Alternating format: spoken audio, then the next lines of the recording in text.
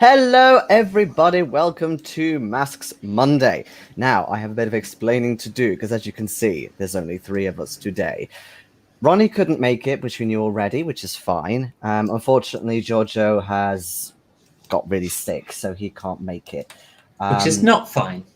Not fine. No, not fine. But we are going to press on anyway, mainly because we don't want Ronnie to be doing nothing next session. But in a way, it does kind of work, as you'll see later on. But what I will do is let's introduce you to the players who are still here this week. Let us start with Francoise Pelletier. Hello, I'm Becky. I'm playing Francoise Pelletier, and I don't get the choice to not turn up. Well, you literally offered. Too close to the GM. You literally offered. You're like, I could go instead. Yeah, because basically, this raid that's coming up. Originally, I felt it probably didn't really fit my character going, but then when Giorgio couldn't make it, so originally I was just going to back out the session at that point and just watch the stream. But when Giorgio couldn't make it, I said, "Okay, my character will go because there's no amount of my character would do that, whatever should ever derail a campaign." So I'm going. Exactly. I'm there. I'm going to go on a raid. Good player. Feel out of character the whole time. Good player. I don't know. We'll see. Maybe I'll put a different character in. I'll be like a GI Francoise. Wow. Well, hey, there's a bit of military instinct in you, I suppose, from your father. I suppose. Maybe. Military attaché is more of a spy and a diplomat, really. Oh, well, yeah, true. And anyway, we have Johan Braun. Johan Braun, yes. German professor of linguistics at Berkeley and ex-soldiers, which is one of the reasons he was going to go on this raid with another soldier that conveniently got ill and couldn't go. And a load of other ex-soldiers as well, of course. Oh, yes, we've got the Hellcats with us, yes. Well, yes, you've won them round. But in the meantime, can you please give us the recap? Right. Now, last time it was quite a big session for leads and documents, so I'll try and limit the detail because we'll be here for another 3 hours. So we opened last week with Winston getting beaten up in his hotel room and getting his bad tooth knocked out, so he felt actually better after it, strangely. We had a call then from Miskatonic University about a book called Africa's Dark Sex. It was missing, apparently. It went missing around the time that they had a strange report of some sort of winged creature at night flapping around, and the book sort of disappeared around the same sort of time. After that, we had a meeting, our first ever meeting of the day at Prospero House, which was Jackson's publisher. We saw Jonah Kingston, and he went through a few notes that he got sent by Jackson on his globe trotting. Apparently, he'd been quite a way around the world, actually, in pursuit of the notes for this new book. There was a handwritten note from Nairobi, where he'd actually investigated and talked to a lot of the people involved, a lot of the officials in the area. He visited the area that the bodies were found and the murder supposedly took place. And he seemed to suggest at the time that some of the Carlisle expedition could still be alive, as all the bodies found were none of them were Caucasian. They were all the bearers, African bearers. So he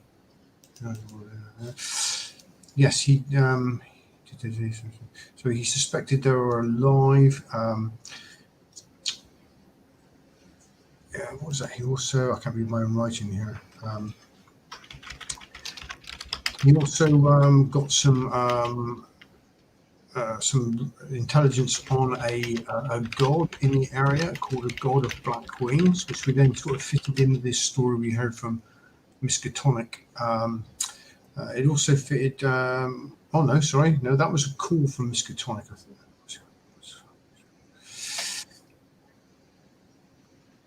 I can't remember now.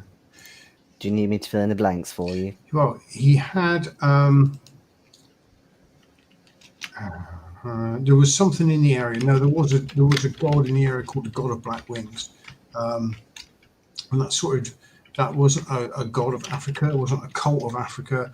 There was no particular reason for it to be there, but it did fit in actually with the Australian guy, I believe, in his Polynesian book. But he did then believe, after talking to the guys, that the reason for the Kenya trip could be found on the Nile, in the Nile part of the expedition. On leaving Kenya, he went to London, where he found out some information about this book called The Equinox. It had been in the British Library, I believe, but it had been purchased by an unknown rich person for a considerable amount of money.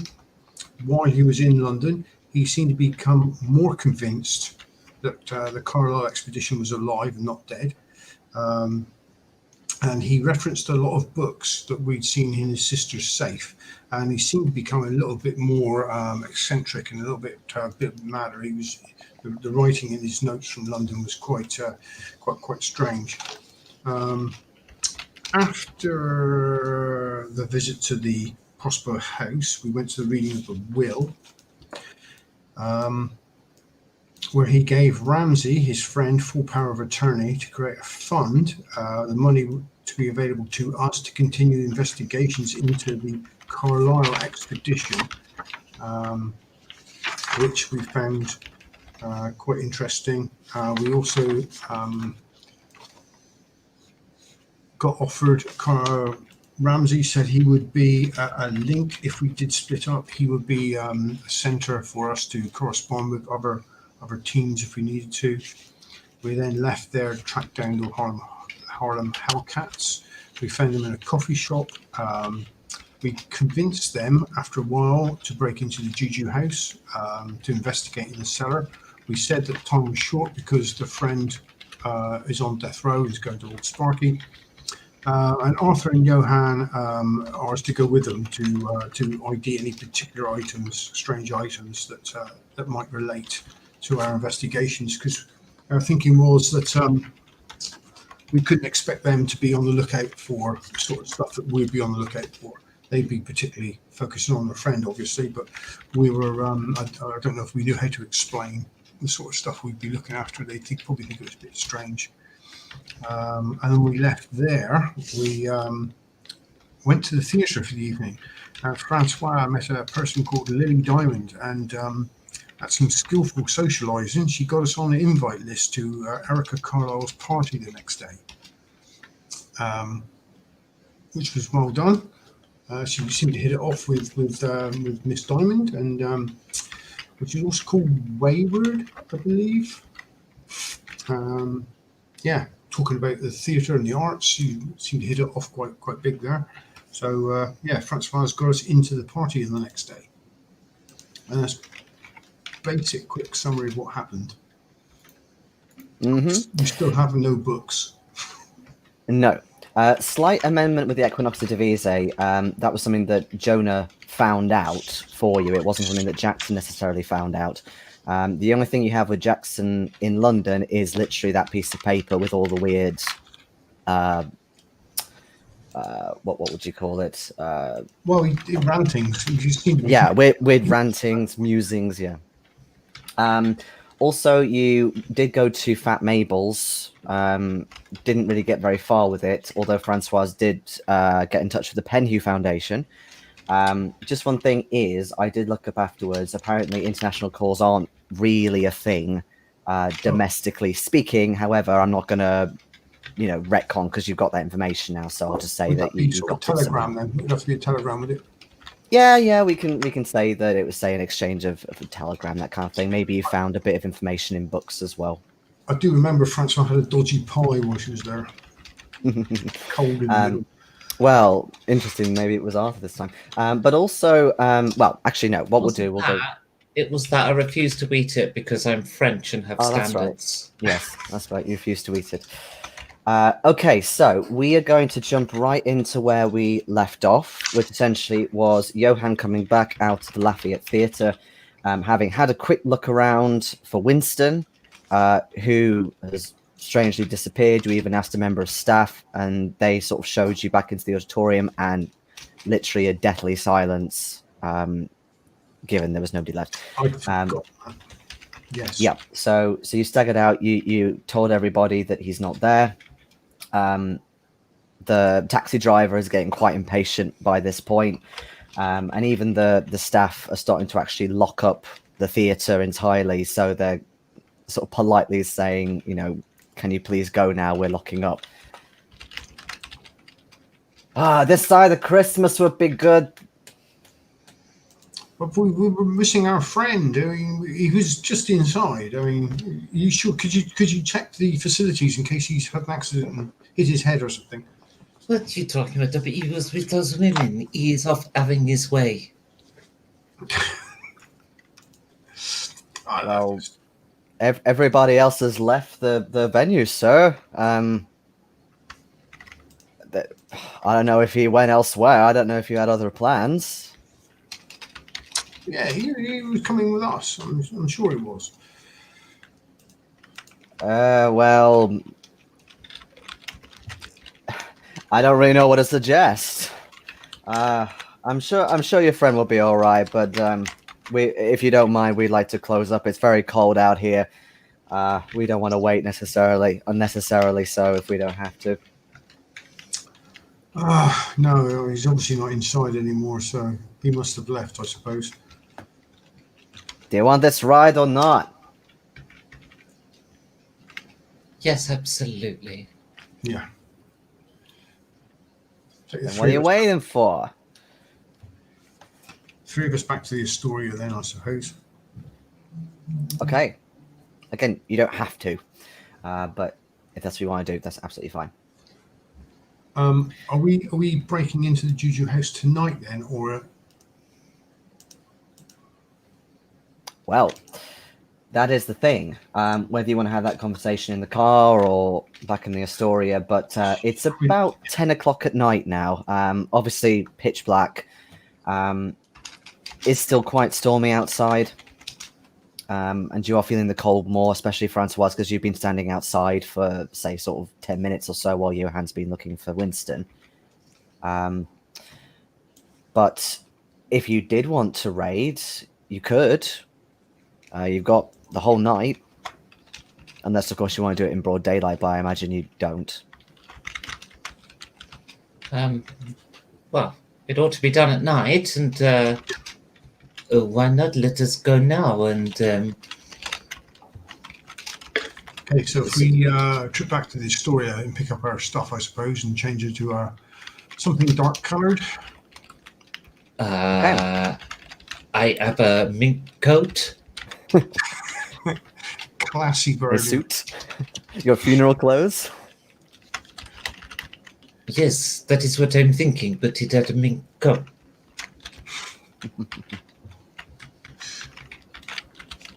Okay. So you go back to the Astoria. Doesn't take too long, but again, from the snow, it caused a little bit of a delay. When you get there, there's no sign of Winston. He doesn't appear to have followed you on, in another taxi or anything.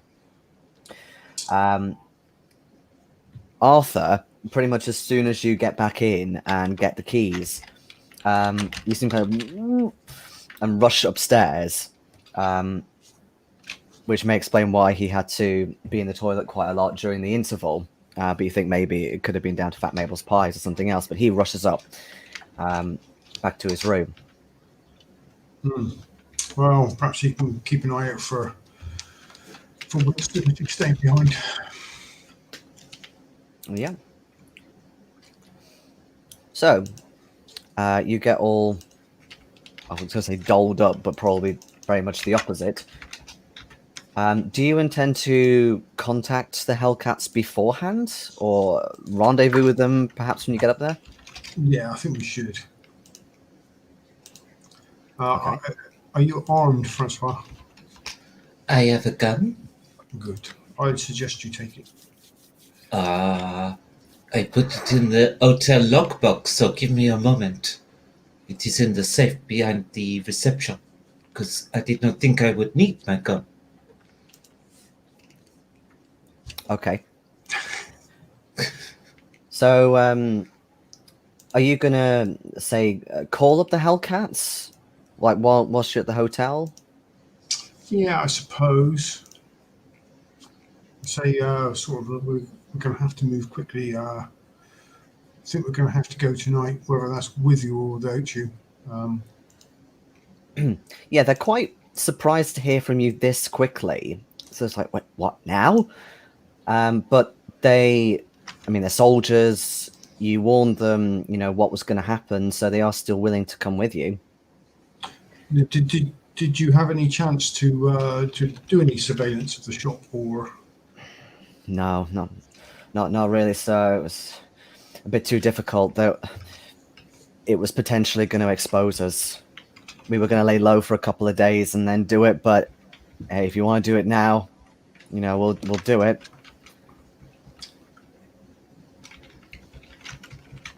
Yeah, I think time is of the essence. I think we need to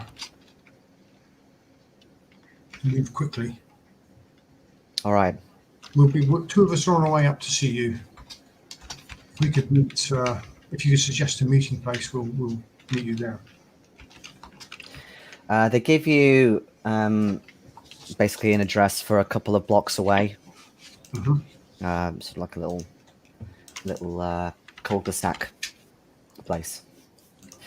When you go to get your gun from the lockbox, Francoise, yeah, the receptionist gets it out for you, and he says, "Oh, by the way, ma'am, somebody dropped this in for you," and he gets a red scarf.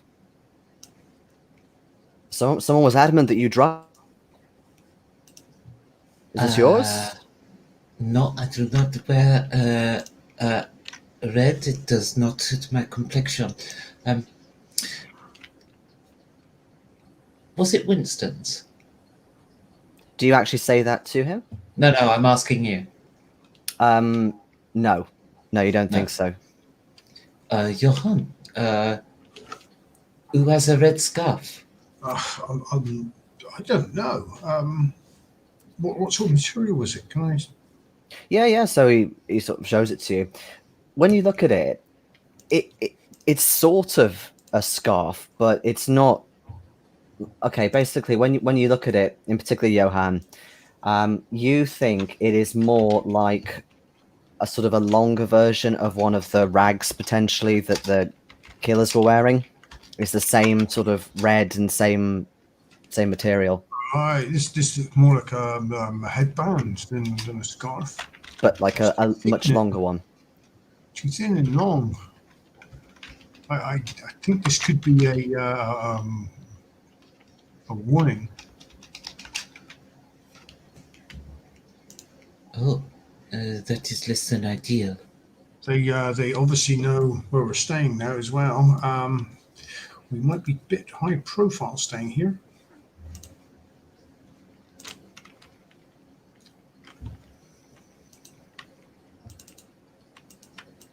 Well, there is nowhere else as comfortable in this city, so it is where we are. Nowhere else will do in New York.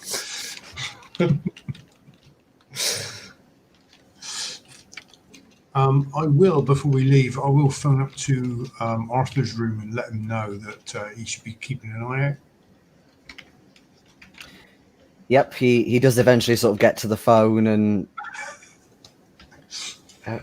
all right, old boy, I'll keep an eye out. Although I don't know how much use I'm going to be. That pie didn't agree with me in the end. So you think this has been left by our friend's killers as a warning to us? I'm going to check the quality of the material. Is it really nice, or is it is this high quality, or is this? It feels a bit rough. It may have been a high quality at some point, but what you do notice, there's definitely a sort of a bit that's crispier than the rest of it. and you realise there's actually been a blood stain on there.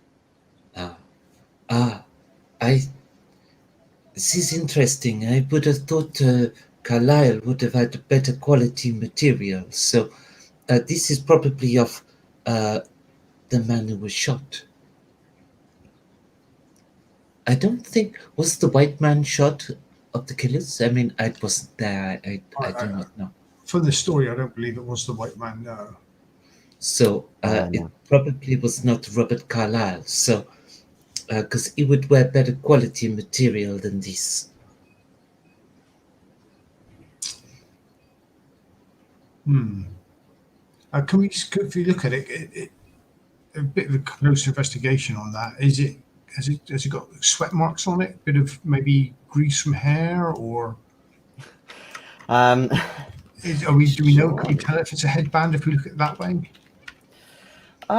Well, from what you remember of the killers, it appeared to be almost like an improvised sash or some kind that they would wear on their heads. Whether it's designed to be worn around the head, you're not sure.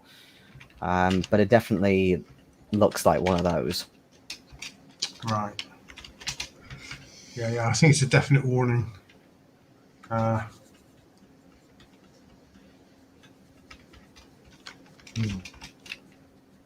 And as you leave the hotel, you hear the phone ring at the front and picks up, and the receptionist actually calls out to you and says, "Oh, excuse me, you two. I think this may be for you." Oh, we're not expecting any calls at this time of night. Well, no, it's quite out of the ordinary, but and he sort of checks your names. No, this is definitely for you. Oh, okay. Well, I'll take it. Hello? Oh, who's this? You don't recognize the voice, but it is a very thick African accent who says, "Ah, good evening to you, sir. Good evening. I have been trying to get hold of you." Ah, well, you've been successful. I thought I would give you a little call. You see, your friend is tragically missing. I'm sure you have come to understand. I thought you would like to hear his voice one last time before we kill him. Oh, who is this? It's a very strange call to be having at this time of night. This is... He doesn't say at all who he is. You think that the phone is kind of not moving, because obviously phones can't be kind of taken, like moved around in 1920s, but you think that someone's being maybe moved around. You hear the sound of Winston in the background, sort of muffled, getting hit, you think, by multiple people. And he tries to cry out to you as well, like cries out your name before the phone goes dead. Oh, I'll sort of like look at the receiver and tell Francoise what happened. I think perhaps that headband isn't from the guy that was shot. Perhaps it is Winston's blood on the headband. They're beating him at the moment. Oh. So, he did not say where? No. He just said that it's. He thought he'd like to hear from our friend for the last time before they kill him. So,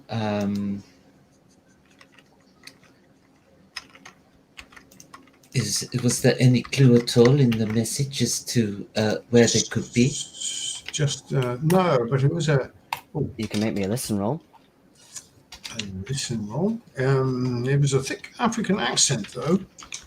Then I recognise it as the guy from the Giorgio house or not? Who's this? It wasn't Silas. He sounded younger. That But- is a fail, I'm afraid. Similar accent. Fail. Okay. Remember, you've got your luck as well. Actually, I didn't think to get you to roll it. I do have a I bonus. forgot as well. about that. I do have a bonus dice. Oh, okay. Go on then. Oh, yes, I made it by 2. Okay, regular sex. Okay. So you, it was quite hard to hear everything, but yeah, you try and think, okay, what could you hear as well as his voice? You think whilst his voice was like close to the receiver like that, it sounded like, especially from the grunts from Winston, that they were in quite a large room. You think maybe from the acoustics. Also, you could hear some sort of noise, like vocal noises in the background.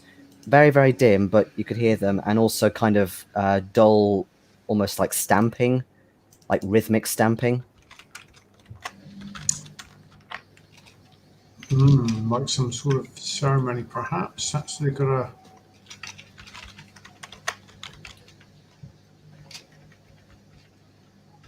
Did it sound echoey at all? Well, enough reverb that it's in like a large room, but no kind of actual echo.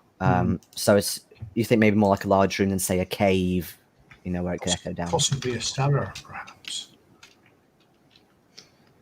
Well, African voice, cellar, this all adds up to the place we are going anyway. I think so, yes. Bless you.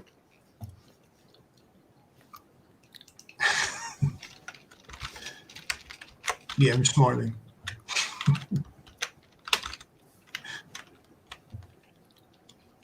Yes, I think we, even if the Hellcats are unwilling to go, I don't think we have a lot of choice now. Yes, we must go tonight if they are planning on killing him.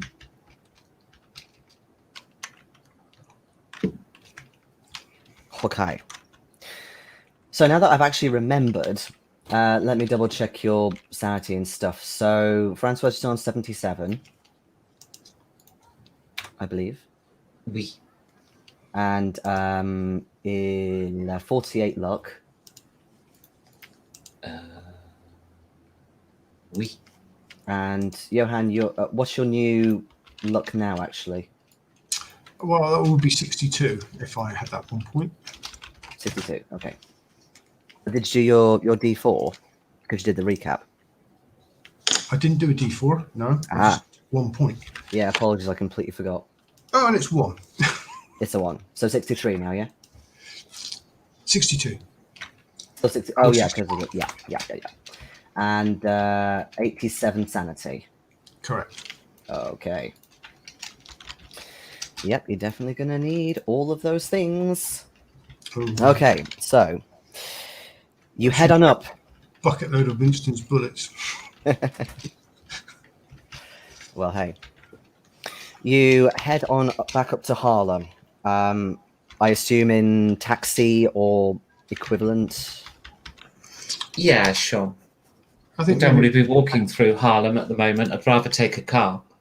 maybe if we take Also- a taxi for maybe a block away from where we're going to meet the Hellcats.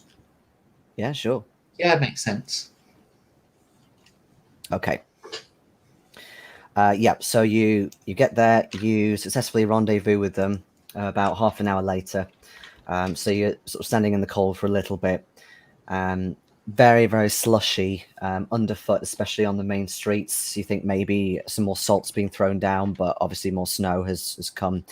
For now, the snow appears to have eased off, so it's a very sort of gentle snowfall at the moment, which helps a little bit for visibility. And obviously, you've got the street lights in the main street. They basically they are armed when you see them, and they do have things like crowbars as well with them, but they are still sort of looking to you, almost to kind of make the decisions unless you say otherwise. So just to remind you then what the outside is like. So you've got the sort of side street that goes off, and of course you've got Giorgio House. Next to it, there is some sort of pawn shop which you thought may sort of not be in use. And just so you know what's around that, it is mostly very crowded sort of tenements.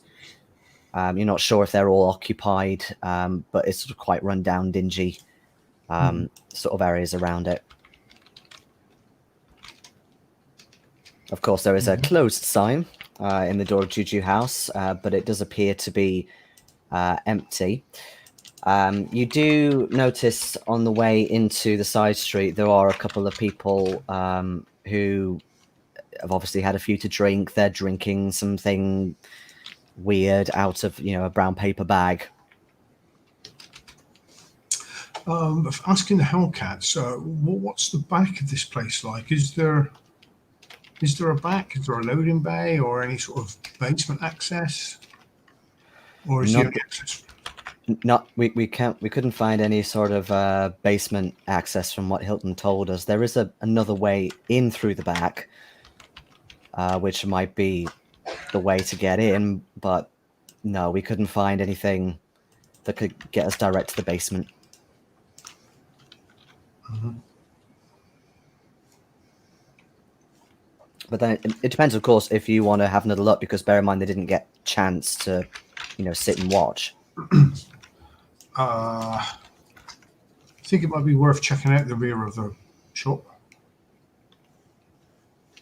Yeah, sure. And the Hellcats, I mean, thanks for bringing the crowbars and stuff. Obviously, I'll let them know that our friend has gone missing and we believe he's probably being held in the basement and we have to go now, whether... Oh, that's terrible. Yeah, then we definitely need to get in, but we need to be careful when we go in, because if your friend is down there, that could mean that others are there too, maybe guarding him or something. Well, he was being treated extremely badly when we had the call. So you get I assume the people were there. Did you get a rough idea of how many? No, to be honest, but there was quite a number. I couldn't tell you how many, but certainly more than, say, 5. They look at each other a little bit worried about that. Well, I mean, if there's one person on the phone, there was a couple of people hitting him, and there was some people stamping in the background, so... Oh, right. We may be too late then. But they say to you, well, we said we would come, and we're not gonna run.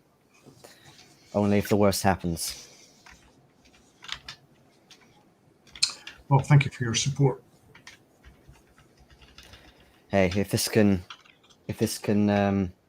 clear Hilton's name as well, then it's a win for all of us. Oui. So, back entrance. So that involves you going basically to the block behind. You go down another alleyway. Again, lots and lots of tenements, especially on this side. But you head down a small alleyway, and then it opens up into a little sort of, not really courtyard, it's not elaborate enough for that, but like a small little hole, an annex, if you will.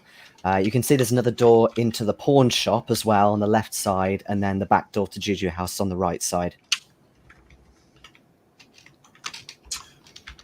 Okay, no light showing, I suppose. You mean inside the building? Yeah.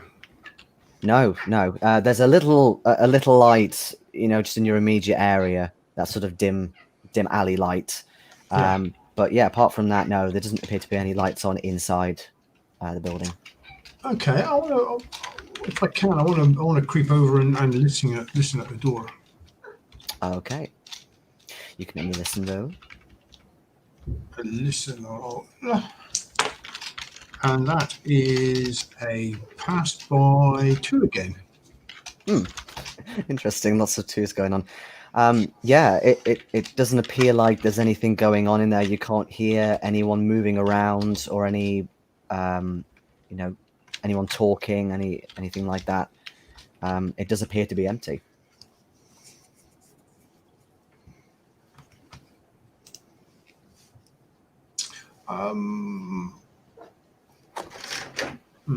Okay, so I'll whisper back. It says, "There doesn't appear to be anyone here. No sound. So This is what the crowbar is for.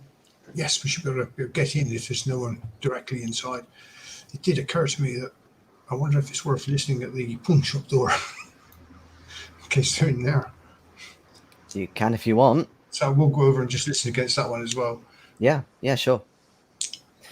Because you got a pass, you don't need to roll for the next one. So, yeah, even just like looking at the state of the door, it's kind of been painted over in the glass a little bit. You think it's been abandoned for a while now, but you have a listen just in case anyone did manage to sort of hide in there or what have you. And again, no, you don't hear any sounds in there. Okay, so we need to jump in the door open. Indeed. Is one of you called Jimmy? Jackie. Jackie. Which one's Jackie? Who's got the crowbar?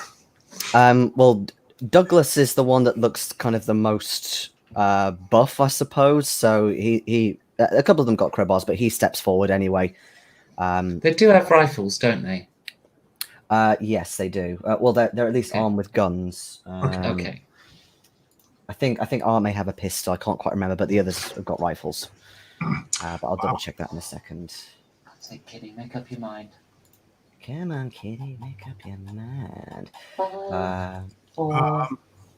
How are we gonna to attack this, Francois? Are we gonna let the professionals go in first, or? They have You crowbar. are too kind. Well, they're already starting to. Anyway, I'm just carefully.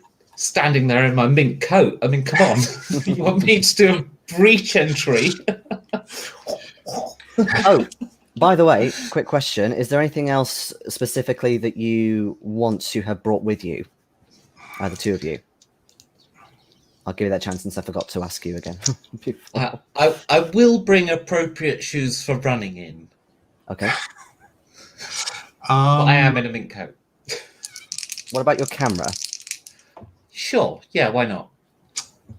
I don't think I would have packed a torch to come to New York with, but wish I sort of bought one now. You think Well, that we're going on a raid at night. We're bound to have picked up a torch.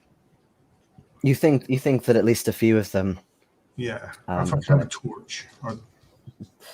Okay, so I roll for Douglas. I actually got a critical fail. So what I'm going to say is that he does get it in, but he causes quite a lot of damage on the wood of the door, with it being quite flimsy, and he makes a big noise, like a big noise as he gets in. In fact, at one point, he even sort of drops the crowbar, like ding. As he's making lots of noise, I'm going to kick one of the bins outside, like because they're all metal dustbins back in this day and age. Yeah.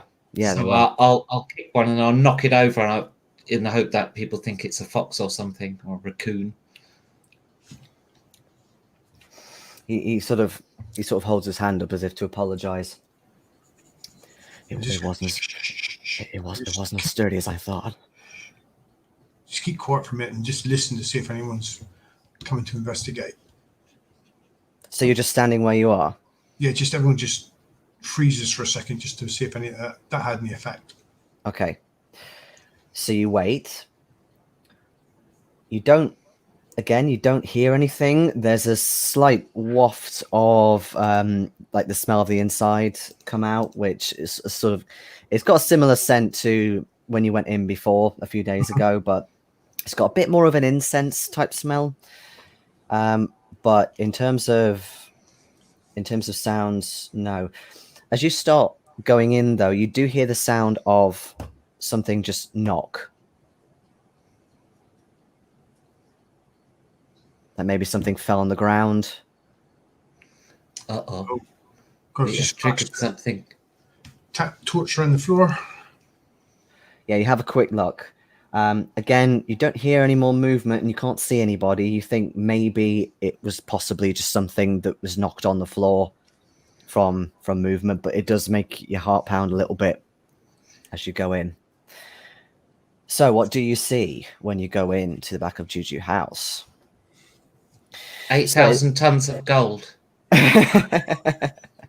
Oh, was that not a question? Not quite. Okay. Where even is it? Okay, so you think this may be Silas's living quarters, or it's definitely catering as a back room for the shop. Essentially, There's sort of a basic bed in here, a little rug. A couple of interesting items you can see sort of in the immediate vicinity. There's a couple of masks that look definitely got an African look to it, similar to what was in the shop, but definitely cleaner is the first thing. They don't have that sort of layer of dust on them as if they've been sitting in a shop for a month or two. And they're actually hung up on display, or they're next to his bed, sort of leant upon the bedside table. And they're definitely sort of as if they are to be worn, and as in they're like, life-sized masks. Is there any sort of gaps in the display, like one's being currently used? You don't think so? It's literally just a couple. So there's sort of one on one wall, one on another wall. It's not like there's a big long display or anything like that. You also see a little box on his bedside table. You're not sure what that could hold. There's sort of a little bathroom as well, a toilet really more than anything. And there's definitely a smell of incense. And you can see that he has obviously been lighting something. There's sort of like a little bowl again on the bedside table that has obviously had something in it that's burnt away.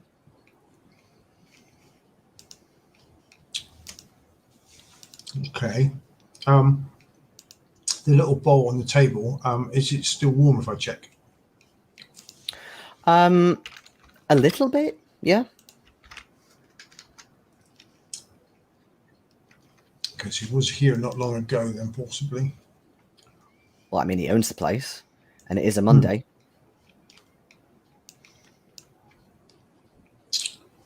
So he's not here now. Door out towards the front, I suppose. Sure. So you go back into the shop. It's sort of like a curtain that you pull aside, and suddenly you hear the sound of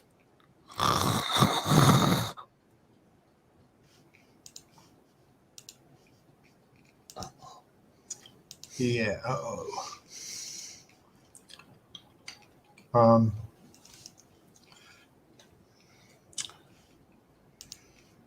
Did that come from inside the shop? Yeah, you think so. Do you shine your torch around?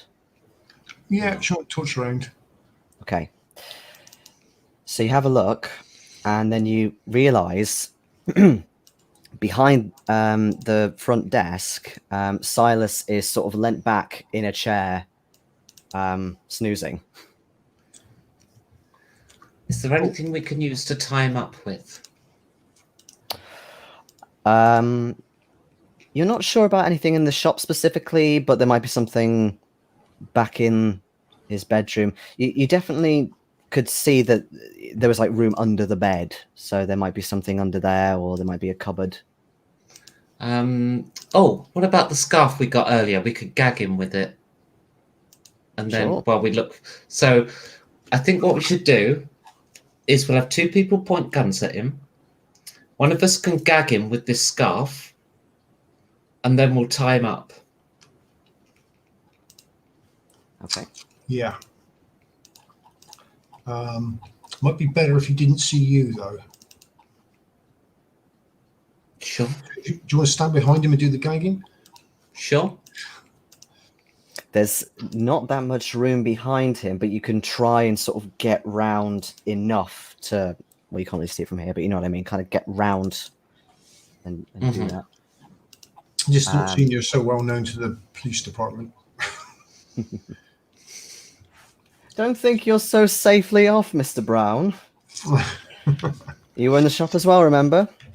And Silas got a good look at you. But in any case, so what I'd like you to do first is some stealth rolls, please, especially as it's a wooden floor. That's not very good.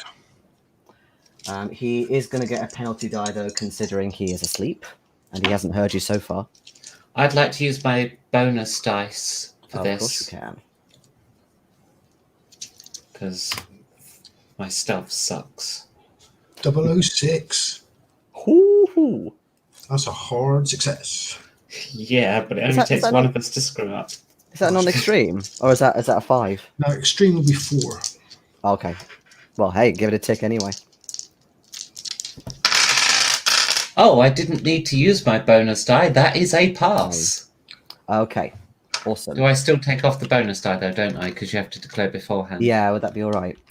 Yeah. Okay, and then that's fine. That's fine. Oh, maybe. And okay. Actually, no, that's fine. Because I already rolled for size. Okay, so as you get closer to him, you're sort of creeping. There is a bit where Art sort of steps on a slightly creaky plank of wood, and you stop for a moment. But then all that happens really is Silas just snores a bit louder, but he doesn't wake up. As you get round to him with the scarf, Francoise, can you make me a dex roll, please? Oui. As you try and get round and gag him with the scarf. Oh, exactly on target. +0. Okay.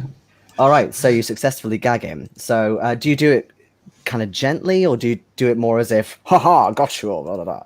I'll do it gently on the grounds that he is not yet tied up, but... Okay, yeah, that's fine. Yeah, okay, so yeah, that's fine. His snoring kind of gets a bit more intermittent, so he is going to, you think, jump awake in a second. But he's gagged, so... He's gagged and he's got guns pointing at him.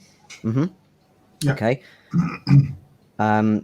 The others are just sort of waiting as if, like, do you want them to grab him or just hold guns out? Like, they're waiting for you to gesture what you want to do. Well, one of them needs to find some rope. I could, well, we'll take my belt off. We can tie his hands with the belt. Okay, yeah. What will happen then? One of the smaller ones, I'll say Jackie, he does go off anyway, just in case there is anything sort of more sturdy than a belt. So he heads up back into the back room.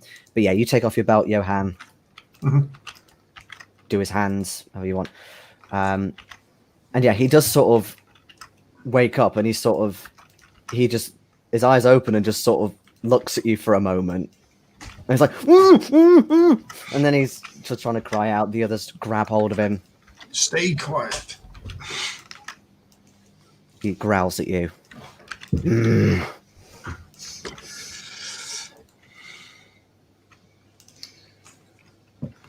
Nice, gagging him with the scarf they sent as a warning. Yes. I say, remember this scarf? Is it worth leaving one of the guys up here with him? We should do, I suppose, shouldn't we? Yeah, definitely. Well, it depends what's in the basement. But we could get him to open it. Oh, let's just take the key off from around his neck. All right. Pull it off. So yeah, Jackie's gone back off into the other room. He is still whispering, but a bit louder now that you've caught him, and says, "Everyone, I think I've found something. It's not a rope, but he has one of those knives under his bed." Yeah, the ones the murders were committed with. We seem to be in the right place. I'll go over and kick the rug off that cellar door. Okay.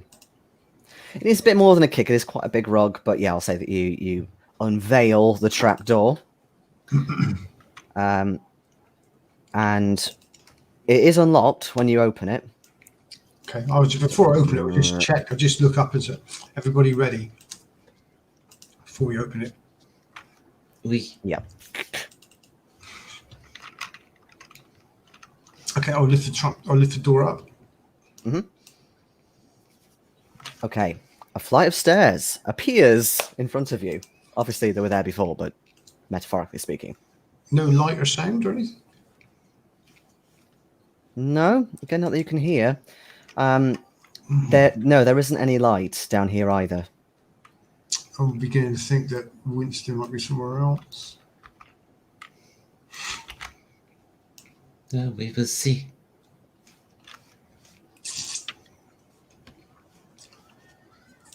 So I'll shine the light down first. Okay. And then follow it down with my pistol. Okay. Yeah, you have a look down. The stairs just go straight down, so they're not spiral or anything like that. You think for about 20 feet, and there appears to be a corridor going off in the same direction into the darkness. Okay. If I shine the light torch down the corridor, is there anything, or is it just go off into darkness? Yeah, there doesn't really appear to be anything. Certainly in the the amount you can see with your torchlight. I'll look back and say it's clear at the moment. Okay, Is there anyone in particular, by the way, you're getting to guard Silas, or should I just pick one for you? Yeah, just pick one. Pick one, yeah. Okay. No problemo. In that case, Douglas will keep an eye on him, since he can sort of keep him held in the chair and stuff, and he won't move. So the rest of them head on down with you. Dare I say it, marching order, whatever the Call of Cthulhu equivalent is. So who's going down first? I'll be in the middle somewhere. Well, I went downstairs first, so I'll be at the front, I assume. All right, no problem. Okay, so in that case, the other three are sort of sandwiching you and Francoise. The one that's sort of the best at guns, you think, is at the front. All right, so you head down. It is, yeah. It's just a corridor. It's a bit sort of dusty, but it's got stone, sort of concrete walls. Interestingly, there are a couple of just like bits of clothing near to a door on your right after you go down for say another sort of 20-30 feet. They just appear to have sort of been tossed at the side. Let's have a look at that clothing. Is it Winston's? You don't think so. If you hold it up, like there's a pair of trousers, for example, sort of brown trousers, very basic looking. They don't appear to be his size, certainly from what you remember. There's also like a pair of shoes as well, which also aren't his. Is there a name tag in there anywhere? Have a look. No blood on the clothes. No blood at all. Although again, they've sort of been scrooched up and thrown at the side. There is a name tag, although it appears to be some kind of African name. Somebody who is dressed by their mother.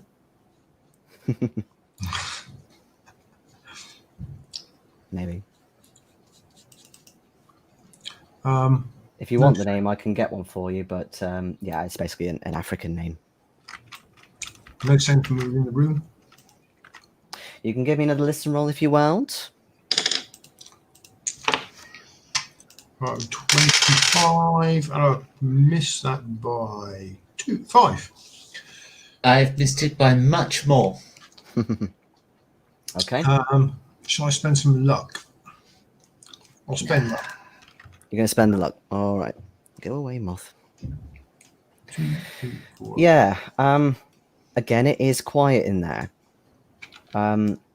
You even sort of really make sure, like, you stay there for maybe a few minutes, and you definitely can't hear anybody moving around in there. No sign of shuffling or noise or anything. In that case, I'll try the handle and push the door open. Try the handle. It is locked. His key. Which you did yoink. Yep. Does it fit the lock? It does indeed fit. Yes. Okay. I'll turn the key and open the door if I can. I hope you could do that. May you? Okay, so yeah, it opens inwards. It opens inwards into quite a large room. Appears to be all stone in here. It is low light in here. There's sort of very, very small lights kind of dotted around, especially on the left side. And they appear to be very small candle flames underneath, those sort of little glass covers, you think, for a display of some kind. Next to those, you also see a load of African drums, like the big ones, like the djembe and stuff, all sort of lining up there.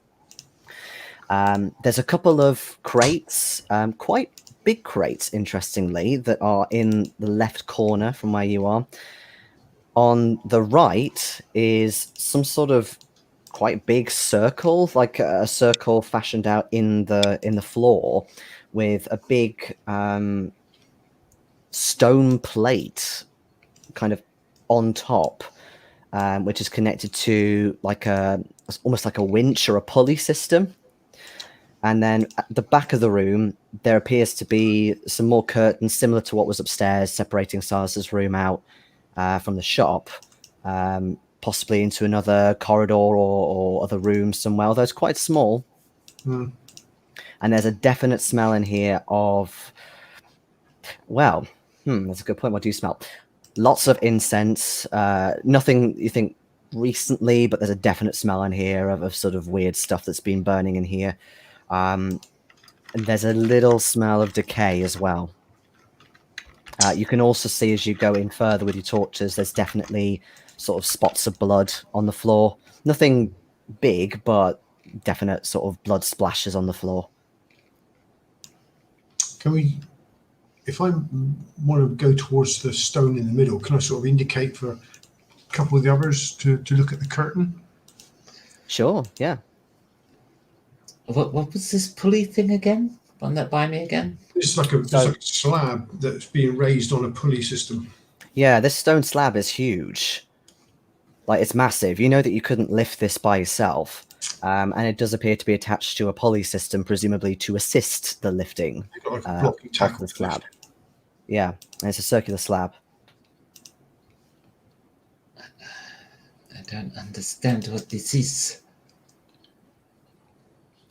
As you head further in, just beyond that big circle as well, you can see some quite large cages as well, although they're not occupied by anybody. Like metal cages. Cages for keeping people? The people have this kind of thing? What is this madness? Well, this might be where they killed the people they abducted. Rituals might have been kept in the cages until the ritual happened. A ritual? You think these killings are ritualized? I think it's part of this cult from Africa, this Black Queen God person. Okay, so whilst you're sort of whispering to each other, are you asking the three of them to go to the curtain? One or two, I think. Yeah. Okay, one or two. All right. So the two who do go over, they unveil the curtain, and one of them immediately screams. Ooh. And you actually see one of them kind of get their gun and like pointing, and you hear the sound of coming from beyond the curtain. Winston. Wow, you're horrible. What you found? What is it? So one of them immediately unloads their gun. Ooh. And That's it. I probably need to write these down. That must be quite bad for First World War soldiers to be that affected. Yeah, actually, speaking of which, Johan, the sudden banging in particular really sends you jumping out of your skin, and you actually start backing away a bit. What is it? What have you found? I don't know what they are. What are they? Okay, so let's just say it's that one. I'm not getting on the floor. There. Oh, okay. This is where I have to track HP. Lovely. Okay. Okay. So at that point, the others kind of back off, and these you think 3 or 4 human-shaped things start coming out. The curtain's now been unveiled back. The best way to describe them is they are deteriorating humans. They've got sort of bits of their face missing. There's an eyeball sort of coming out with one of them, hands sort of withered away. And seeing that, can you give me sanity rolls, please? Oh, okay.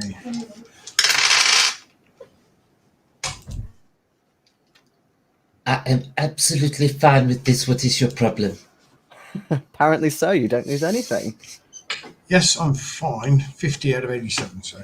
Okay, yeah. You obviously it's terrifying, but Yeah. you stand fast. All right, and they come out. They sort of start moving around and trying to almost pick targets. Am I right that Johan has slightly better dex than you, Francoise? I have a dex of 65. Oh, 65, beg your pardon.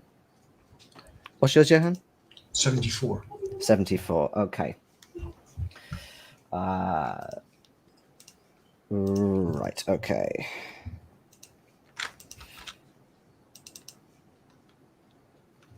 Okay.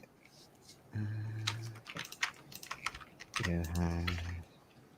74.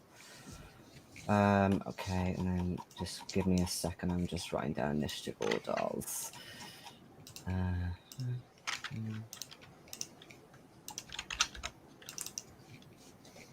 40. 75. And Jackie. Okay, so they go before you, Johan, and then Art go. Not Art. What am I talking about? Needham goes last. Okay, so Art and Jackie are gonna. Well, actually, no. Let's say that Art is the one who's fired first, so he's currently reloading. Jackie is going to also lay some bullets. So I can find him. Oh, duh! I've written it down here, haven't I? Okay. Yeah, definite hit there. With his rifle, and that's 4 off that one. Okay, so he sort of throws a bullet in through the chest. You see it kind of go in, no blood comes out, but you can see that around it, it starts, like, the flesh that's still there is sort of deteriorating even more, which is a bit stomach curdling. Then it is Johan. You're up next. So you're kind of backed off, but you're okay. Yeah. Have I got a clear line of sight to these things, or? Yeah,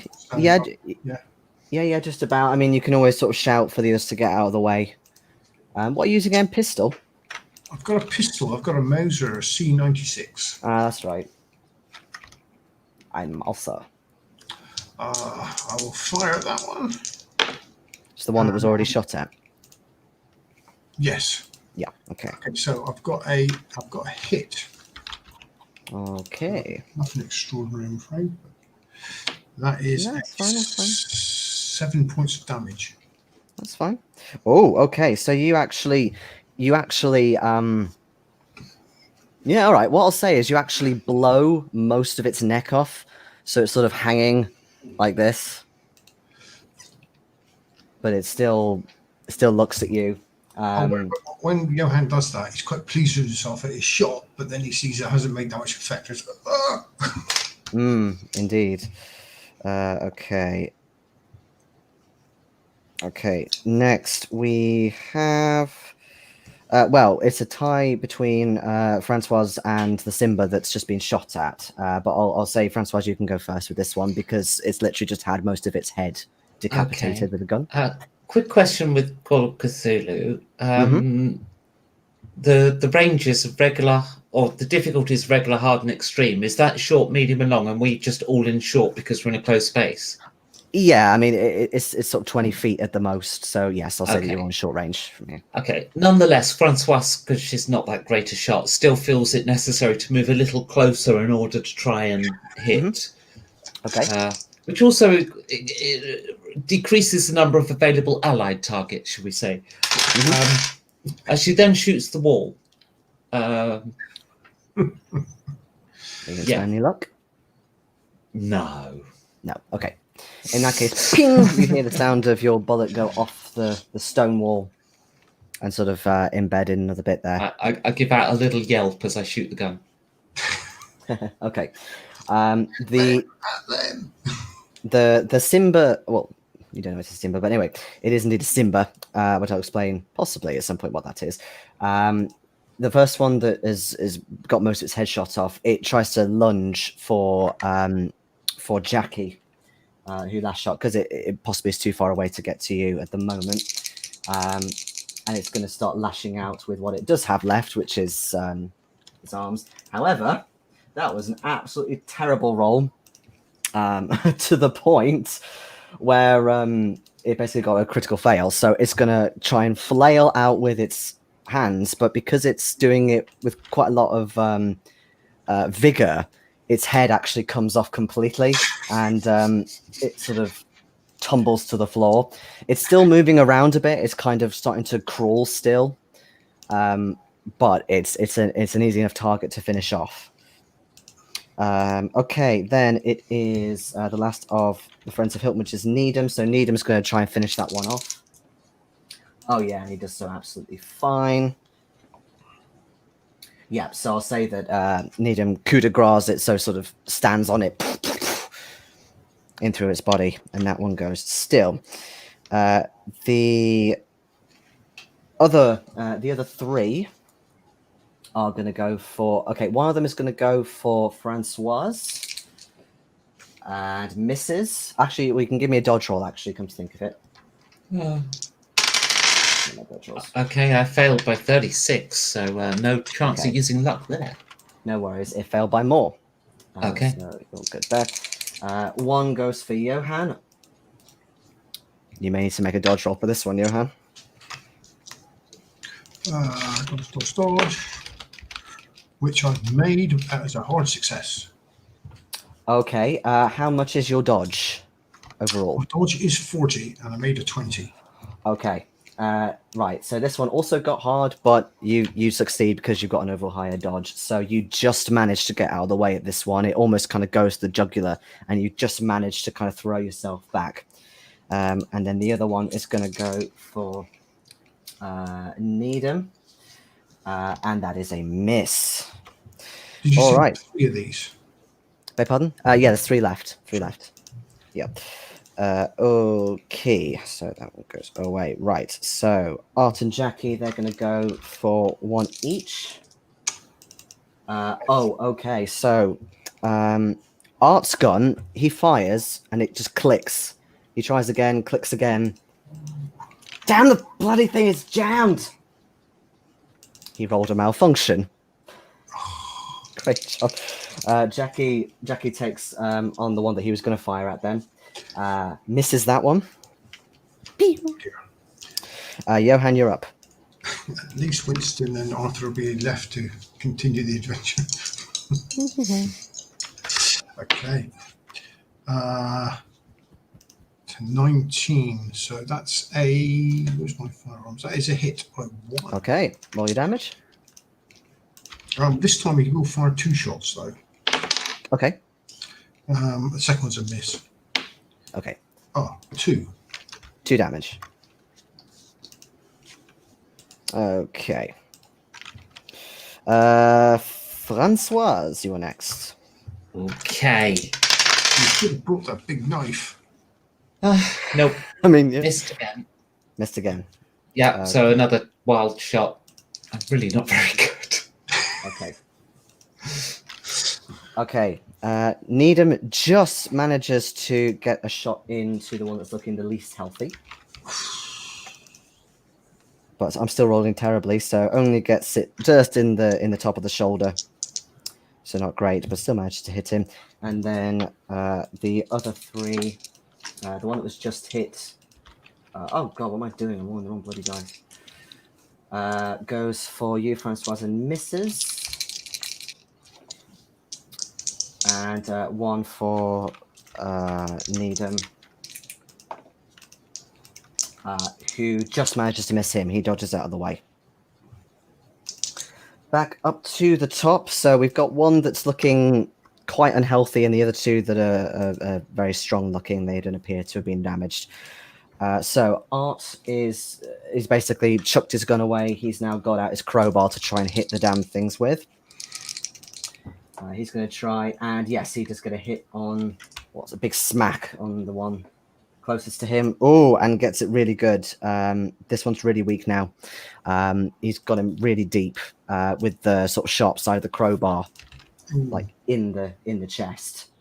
And actually, it sort of growls at him with that. And Jackie's going to fire at one of the others, and that's not quite a malfunction, but it's still really bad to the point where he almost shoots himself with it. They're not doing very well, are they? Johan, you're up. Okay, I'll shoot at the one without the crowbar in it. Okay. Oh, that is a fail. Any lucky ones, Ben? No, that's actually a malfunction. Oh, okay. I mean, yeah, there is the panga upstairs. If you want. Okay, Francoise. Okay, I am going to shoot at the most wounded looking one. Oh. I got a hard. Okay. Roll your damage. Roll my damage. Got the dice, but it's a 7.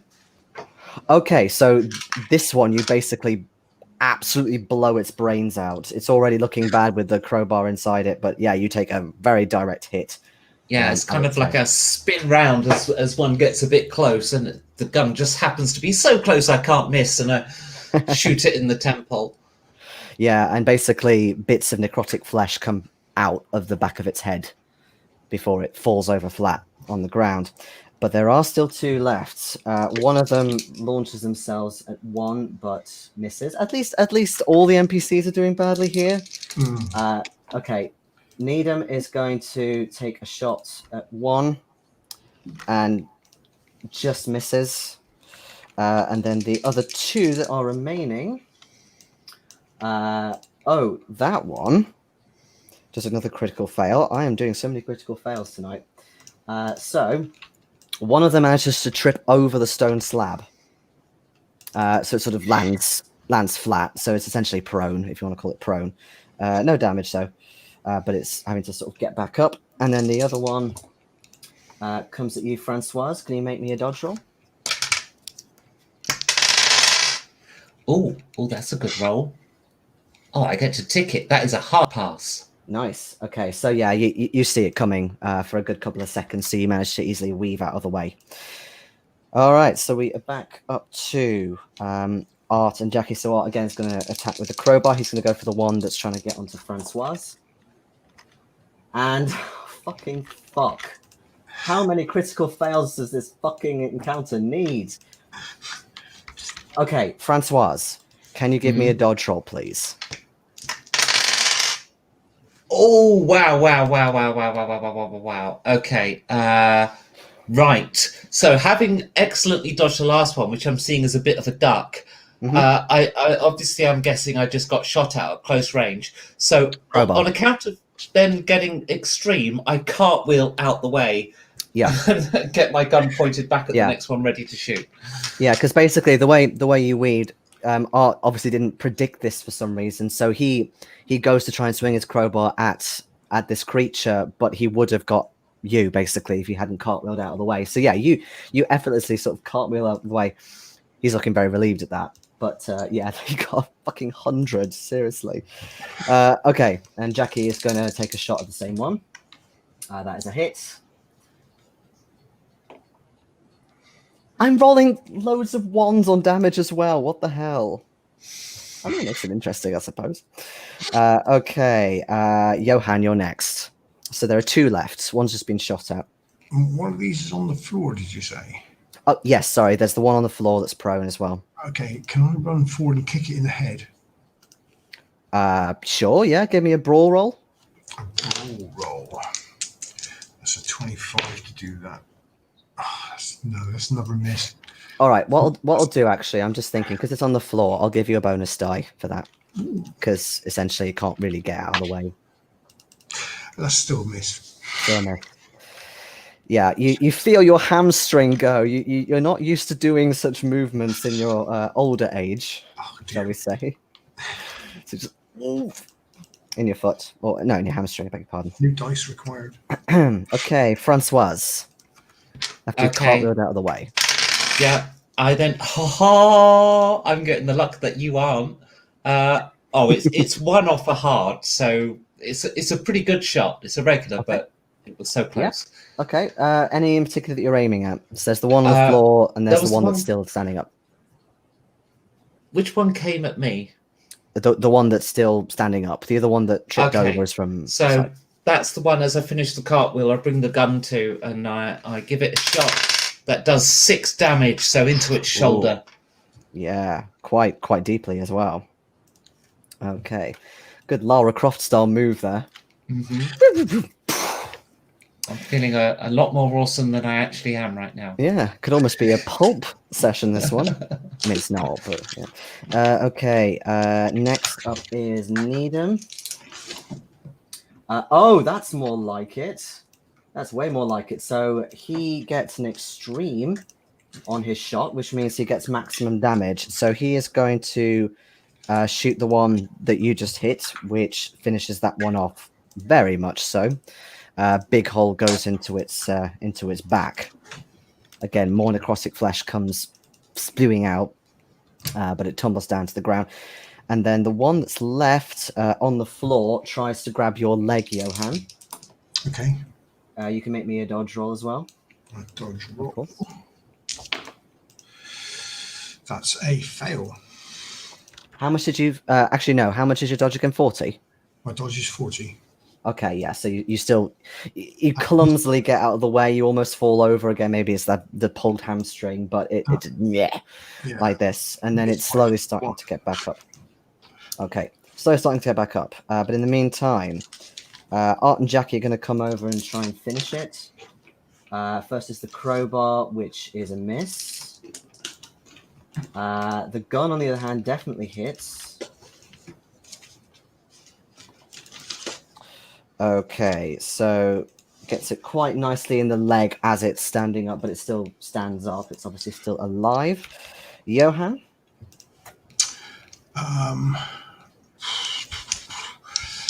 Yeah, I will try and... the only thing I can do is punch it at the moment.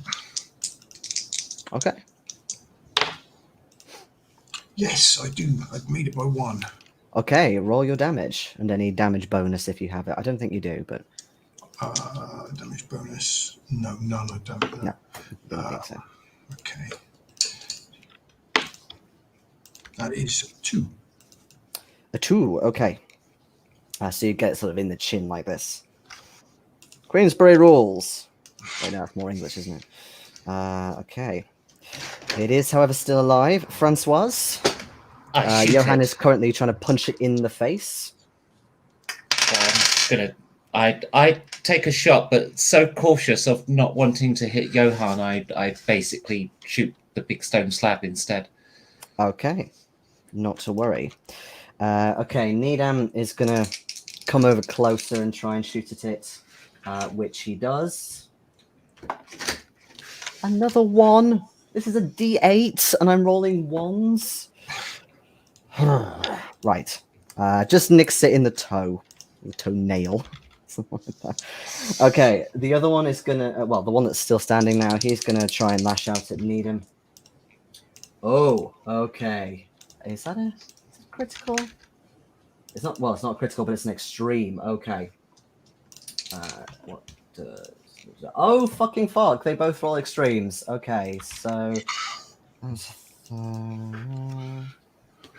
Okay, so Needham again. His dodge is just slightly better. So you see this sort of almost clawed hand go for Needham's face, and he kind of does that leaning back motion as it just brushes his mustache hairs as he tumbles back. You know, one of those sort of almost slow motion things.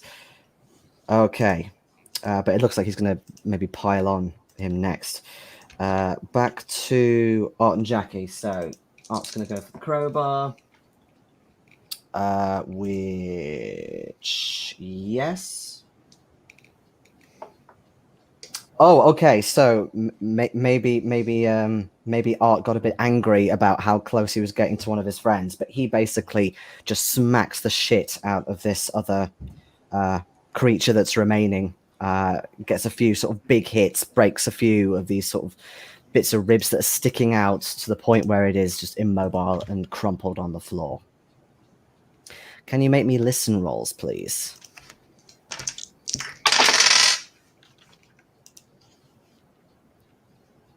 No. Fail. Okay. You sort of your heart's in your chest, well, heart's in your ears as well a bit. You're sort of, you're sort of breathing very heavily. There doesn't appear to have been any reaction from this until you do hear the sound of somebody come down the stairs, like running down the stairs. Are you all right in there? And you hear it's Douglas coming back to check on you. I heard gunshots. Keep an eye on the man. We do not want him to escape. We're all right, good. all right. I'm just making sure. He sort of checks the other three out. They all sort of nod. All right, okay. And he heads back on up. Denied. Wow, that was very invigorating, but I don't want to go through that again if I can help it. All right, now that these creatures are sort of destroyed on the floor, they definitely appear to have at least been human at one point in their lives, but something has happened, whether they have been almost kind of summoned from their graves. That's probably the best way for you to mentally take this in. That's kind of what it is, because they look like they should be dead. They've obviously been deteriorating for at least a good couple of weeks, maybe even longer than that. Are these the missing people? You think it could maybe be a couple of them. And the others do reaffirm that, yeah, they could well be. One of them is checking out what's behind the curtain now that's been pulled back. It appears to be a small alcove. Quite a lot of stuff in there. Okay, we'll have to have a bit of an investigate on that. No books by any chance?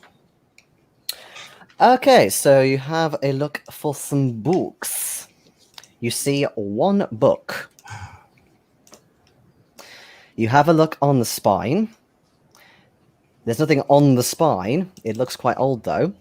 When you open it, it says in the title, Africa's Dark Sects, and there is a stamp for Harvard University Library.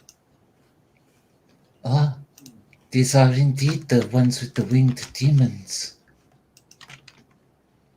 Or trustees of Harvard University, even. Okay. Is there sort of like ritual paraphernalia here as well? Sort of knives and... There's quite a lot of stuff. You don't see any knives specifically, but firstly, okay, I'll sort of go through what you find. Firstly, there is another mask, although this one looks more elaborate than the ones that were in Silas's room. It's kind of got like feathers sort of on, attached around the edges to give it almost like a lion, I guess, look. But one thing that's really creepy is on the other side, round where the mouth, the mouth hole is, there is like it's a tongue, like a real tongue. Can you make me a sanity roll, please? Do you want this from me as well, or is it just Johan looking at it? Yeah, just Johan, because he's the one who's sort of... Unless you show everybody. Yes, 17. Okay. It looks almost like it's been preserved in some way. Like, it's not fresh, but you can definitely see it is a tongue that's obviously been cut off from somebody. Wasn't there something about a tongue or a cult or something with a tongue?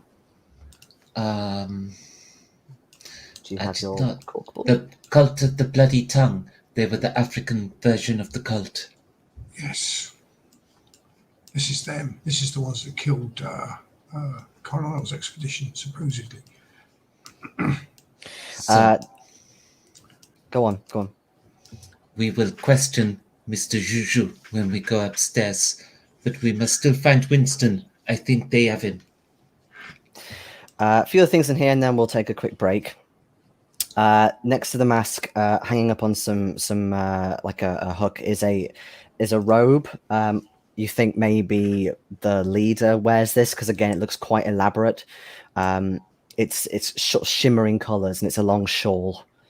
None of you have natural worlds, do you? No. No, only the base 10. Yeah, it's difficult to tell where this is from, but it definitely looks like it could go for a nice price if you sold this. I'm going to take some photographs of the corpses. Sure, yeah. No problem. Can you give me a photography roll, please? I'm also going to take photographs of the shrine. Oh, god damn it. No, Still got some luck? not that much. No. Yeah, I mean, 25. I mean, seriously, it's like way much. you take the pictures, but just from It is too dark in here for the photography. you think that not enough detail's going to come out unless you create some more light in here somehow. Yeah, I do not have photographic lights with me. This will not work. Also, you find fixed to some sort of there's this sort of glove things that are also next to the robe, but interestingly, they're more like kind of fingerless or straps, and on them are these rather large metal spikes shaped into claws. Spikes made of what? As in, like metallic spikes, they're attached to these leather gloves, as if they're in the shape of like lion's claws or something like that. But they are supposed to be worn by a person. You also find another sort of headdress in here. Not really a mask. You think it's African, and it's carved in wood. Sort of perching on top of the headdress, there are these sort of four rather hideous-looking faces, all kind of, sort of round the headdress. There's like a load of reeds as well that you think when you put it on, it sort of half covers the face a little bit. Similar in design and material to the priest's robes. Like there's a couple of feathers as well. I think it would hurt their cult a lot if they lose access to all of these things. Yes, you're possibly right. Because they probably have ritual requirement for certain things, so they might have to get more from Africa, which would take many months. Francoise, you may roll Cthulhu Mythos. Oh, bugger. Let me see, it's currently at 1. And I failed. No, I will not use luck. Okay, no problem. Just give me the opportunity. There's more. You also find a sort of burnished copper bowl. There's lots of sort of runes etched into it and signs. Nothing like you've seen, and you don't know if you'd be able to translate it either. Nothing that you recognize, Johan, and nothing like the sort of runes, I suppose, that you saw in Peru. Geometric ones. No, nothing like that. And they're very sort of ancient, primal looking, I suppose is the best way to put it. What else? You also find a headband of grey metal. Although this one, if you took a bit of time to try and translate it, Johan, you probably could, as it's cuneiform. Oh, yes, I will take that then. I'll translate that later. We're going to Okay. take all this stuff. I think you need to dump it later. Sure. But what I'll do is I'll just I'll put that one in your possessions just so I know that one. We're gonna tick all of this stuff. Yeah, I know, but that one in particular because you're going to go and translate it later. So that one, just so I know who's got it. You also find 2 more things in here. A very modern-looking chronometer on the wall. Kind of thing that would be used in sailing, like marine stuff. You mean a timepiece? Yeah, something that tells the time. And one thing you notice, it's not saying to right now, your time. It appears to be several hours beforehand. But exact to the minute. If you want, you can make me no rolls. I think it could be an African time zone. I thought you said it was several hours. Oh, sorry. No, wait, yes, no, that would be. Yes.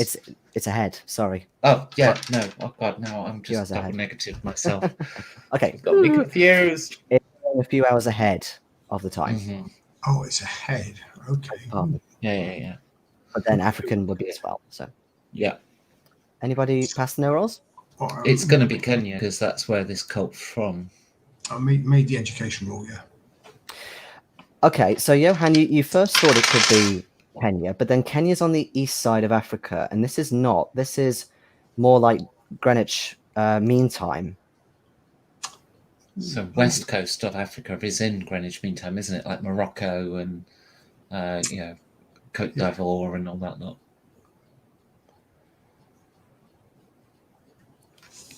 Is Morocco anything come up on there?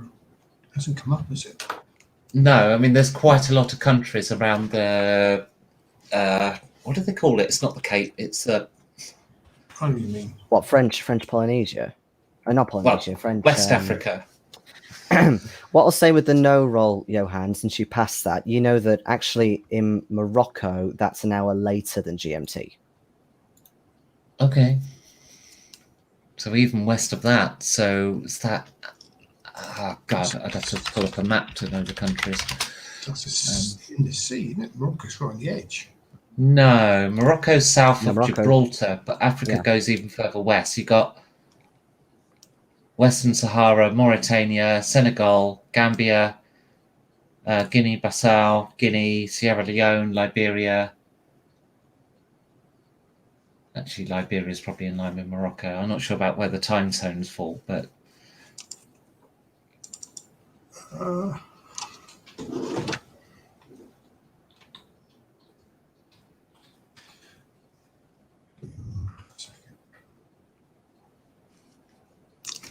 I see what you're saying, yeah. Oh, actually.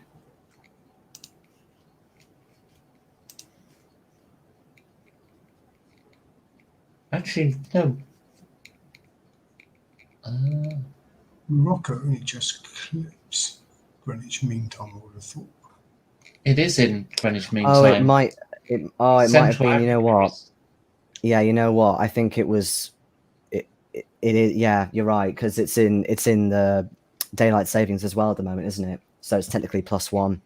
Okay. So yeah, it is GMT as well. Well, there's a lot of countries. Right. Now I'm confused. So you're saying it is the GMT zone? Yeah, when I looked it up, it said GMT +1, but I didn't think about daylight savings. Okay. Because we're in GMT +1. Okay. So, yeah, that is a lot of countries. So, I don't remember anything coming up. Algeria, Chad, Nigeria, Central African Republic, Cameroon, Congo, Angola, Gabon, Sao Tome and Principe, Equatorial Guinea. I think it was Chad. I think Nigeria was mentioned. Wasn't the shop owner Nigerian, or was he Kenyan? No, I mean, with the accent, it sounds like it could be somewhere, but you're thinking maybe more Kenya. given, well, somewhere in Africa, but you think maybe more Kenya or around that area, given the clues you've had so far. But then none of you know Kenyan, so Kenyans 2 hours ahead. Think about that. Yeah, well,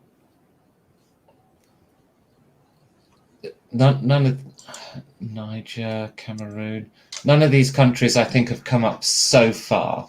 No, I don't think so. From my recollection. Unless there's something in this book. Could be. Yep. But we're not going to read that in a basement. We've got to find our friend first. So what other exits are there to this room? Oh, sorry, we're going to do break, weren't we? Well, one more thing, if you don't mind, just one thing. You also find a locked cash box. Doink. Okay. Are you going to open it now or wait until you're somewhere safe? We got crowbar right here. Yeah. Well, I mean, it's a bit small for a crowbar, but okay, I'll give you that. So you find various pieces of jewelry and a couple of items as well, which the others say they look like things that were taken from the other bodies. Yeah, that's what I was thinking straight away. Okay. Yeah, we're going to look at the crates next as well, I think. Okay, so the crates, there's nothing in them, although you definitely think that they're kind of opened and closed quite a lot, although when they are, they're sort of nailed. But you can see that the holes where they've been nailed shut have been sort of hammered in, a few different places. They say like what is it on there? Basically, there's a well-known whiskey. No, bourbon. Well-known bourbon brand of the time on there.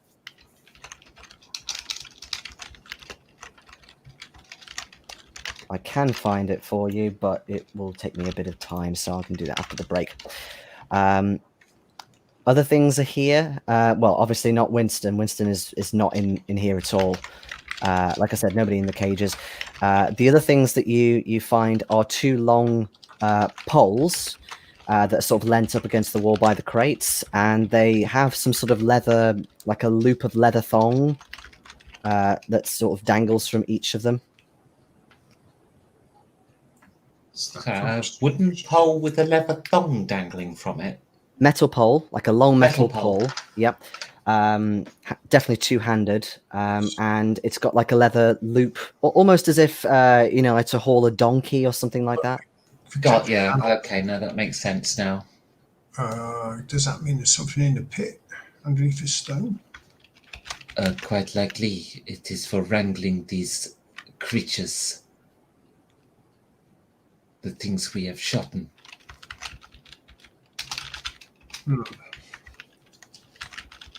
However, while you think whether to open it or not, let's take a quick break. Okie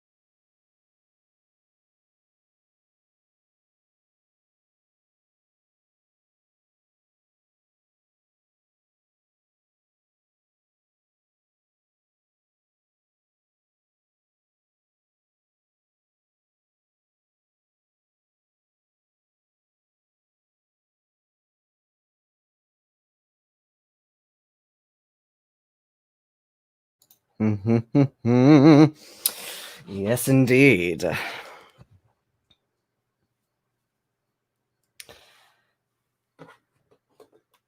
I haven't finished all of the cheese.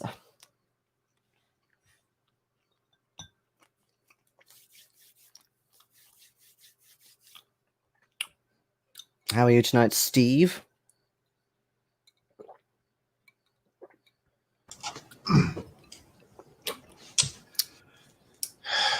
So. Yes, so. Nearly didn't survive that. None of you were hit. Like, they rolled quite terribly. Yes, which is lucky for us. Yeah. And also lucky that nobody else appears to be here. Well, yeah. So we should have brought that big knife. It's literally upstairs. You could have gone and run up and got it. Let me just shut the door.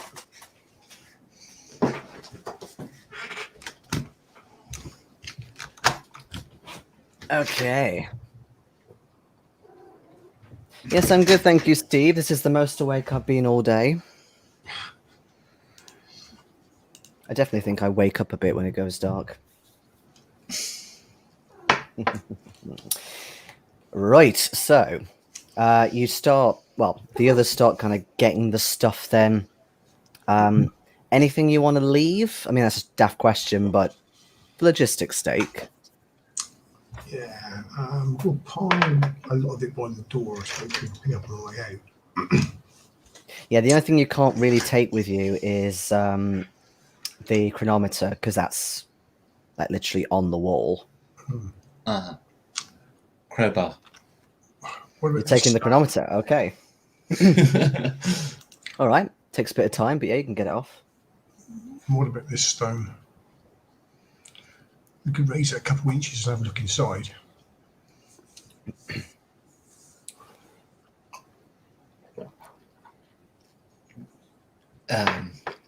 I imagine it is the only exit we can see from here, and we have not found Winston. It could be what they do to make these creatures.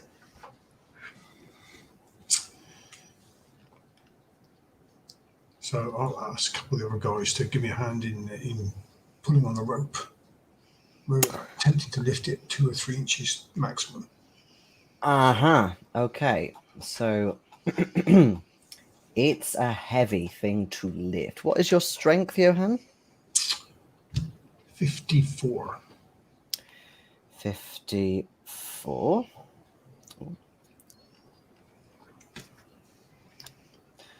Okay, and then we've got Jackie is 75 and Art as well, yeah. Did you say your strength was 54? Yes, because he turned 50, so it had to go down one. Okay, you are old man. You look under the thing. I will help lift. All right, what's your strength, Francoise? 55. Okay. Yeah, no worries, no worries. Okay, so basically, if how much is the These modern girls. strength of the stone again? Is that 100, 125? Okay, that should be fine. I'm just going to double check because there's an actual rule for this. Oh yeah, that's fine. Yeah, so you, Francois, need to roll me a regular strength pass, please. So now is the time I break out the luck. What? I'm going to use luck. You're gonna, right, okay. I'm going to use 16 of them. 16 lucks. Okay. All right, so you slowly raise the stone, and it does go up by a few inches, and you're sort of holding it in place. And it is darkness. You can put your torch down a little bit, but in order to properly kind of look down, you need to maybe lift it a little bit more. Oh, Okay. What if I take my feet off the ground and instead rest them to the stone, so that because the rope's coming down, yeah. Mm-hmm.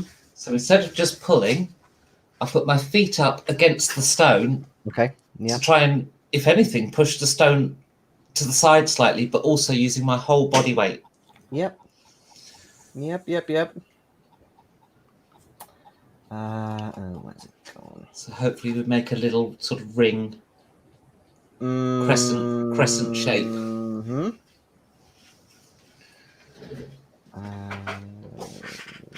Okay. As you lift it up sort of again like a second time, you start hearing moaning and wailing from down below. Okay, that is either scary or good. It doesn't sound good. It is multiple voices, at least like sort of 5, maybe even more, that sound in pain, in agony. put it down. Put it down. No, one of them could be Winston. We must get this stone off. If it is more creatures, we just shoot them. But it could be Winston. Can I see down the hole? Even though look, it's a little crescent. Yeah, you can lean. You could sort of, you kind of have to almost be on all fours, but yes, you can see, and you shine your torch down there.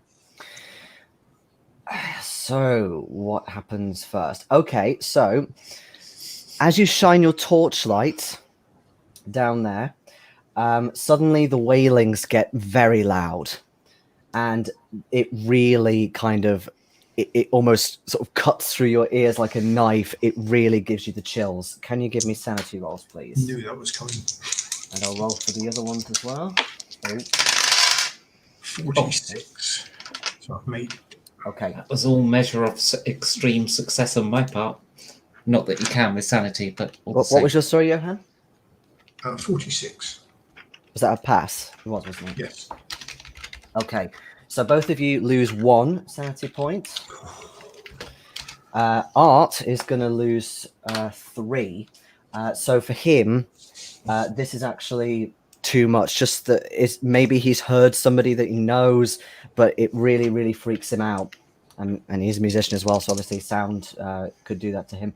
So he is going to make a strength roll to see if he keeps hold. Yes, he does keep hold, so he doesn't drop it or anything. After you kind of cover your ears, Johan, and you're trying to keep looking down, and essentially what you can see. Oh, well, let me just see. Oh, yeah, okay, fine, that's what I thought. What you see is, it is a large white-ish mass of almost like plasma or something, maybe a bit like fat, but not quite. And writhing around within it are faces, different faces. Some are more together, compact than others. Some appear to be almost like forming as you look, and they all look at you kind of in pain, as if they want to be released from their prison, but also they look at you with hunger, ravenous hunger. Oh my God, put it down, put the stone down. Can you, Johan, make me another sanity roll, please, since you looked at it? That is a 2. Woo! Okay. You are doing really well. However, you do lose some. You lose 3 sanity points. 3.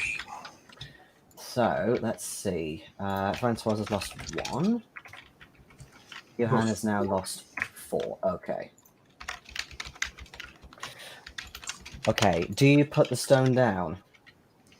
I fall back. And we can't fail. It could be Winston down there, because I haven't seen it. Is Winston down there? Check. You couldn't see him, no. But to be honest, there were lots of faces down there. There were maybe 20, 30 of them. And it was quite a long way down, sort of 15 feet. But you really did not want to keep over that hole, especially as you could sort of see it start riding up, the shaft up towards you. If Winston's down there, he's gone. Okay, then we'll drop it. Okay. It comes sort of drop down on the floor. You can hear the wailing still, but it is now muffled. He said we drop a stone and break it. No, you don't break it. No, it's thick. It's not like a thin slab. It's quite, I'll explain to you what I saw. This big white blob with faces appearing, bubbling to the surface and going back down again. That sounds truly disgusting. Yeah, Art is looking shaken. He kind of sort of backs away and he sort of braces himself on the floor and he's sort of holding himself a bit. Art, do you want to go in? Don't this place up top. If you wouldn't mind, sir. I don't want to admit it, being a soldier, but that whatever that thing is, I want to get out of here. No, it is bad. It is bad. Okay. And the others start taking the stuff upstairs. When we go out of the room, then was there more corridor to the right? No. And certainly, when you look down the hole, Johan, you couldn't see. It was obviously just sitting on the ground. Like there didn't appear to be any other hole or opening in there. It's like a well. Yeah, like a well or something like that. It's not here.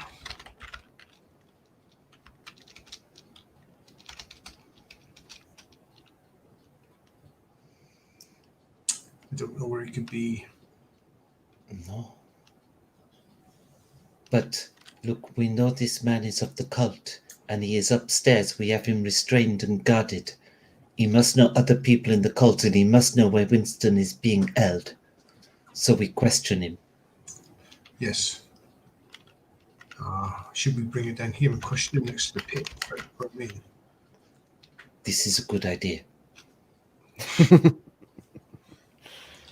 It depends how long you can tolerate the screaming for.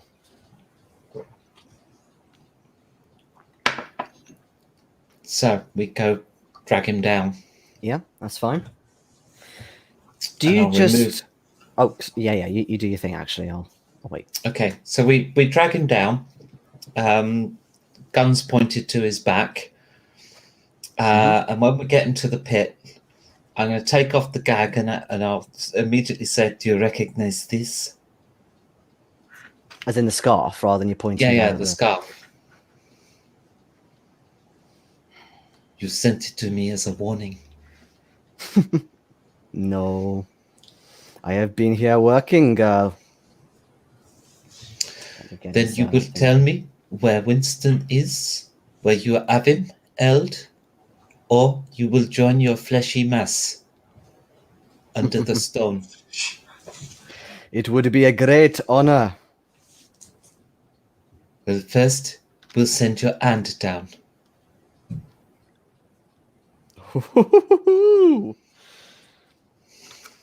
Yeah, okay. Let me just make a roll. And you can also make me a psychology roll. Are both of you down there, by the way, or just Francoise? Yeah. Fuck it, I'm going to blow 20 luck because we have to get Winston back. Okay. 20, shit. I know, I've got fuck all luck left. Oh, what's the stats? No. And obviously, yeah, the others are down there as well. Let's make sure it doesn't make a break for it. Oh, where is it? We perhaps might put the panga with us as well. Right, what, sorry? The big long knife. Oh yeah, we'll get that because we'll need it to chop bits off. The panga. Yeah, so when you hold it, yeah, it's quite a hefty thing. It's longer than a machete, and you think, especially from that psychology roll, it belongs to him, of course.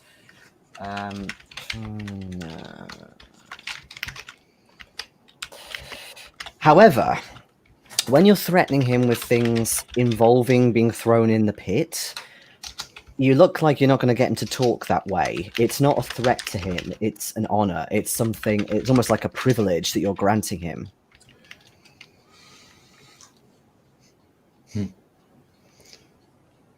Okay, in that case, we'll get some. We could always get some fuel, pour it down the pit, and set fire to it, and you can sit there and watch. Yeah, we will do that. Okay. For fuel, we can use his merchandise. Yeah. Oh, I see. Oh, right. So rather than pour like actual fuel, you're thinking more kindling. Yeah. We will build a fire out of his merchandise and then kick it into the hole. Okay. Interesting. Okay, so you do that. You get a load of masks and other fetishes and things like that, and sort of get them. And okay, We could potentially raise the slab up and then prop it on something. So we've got a couple inches down.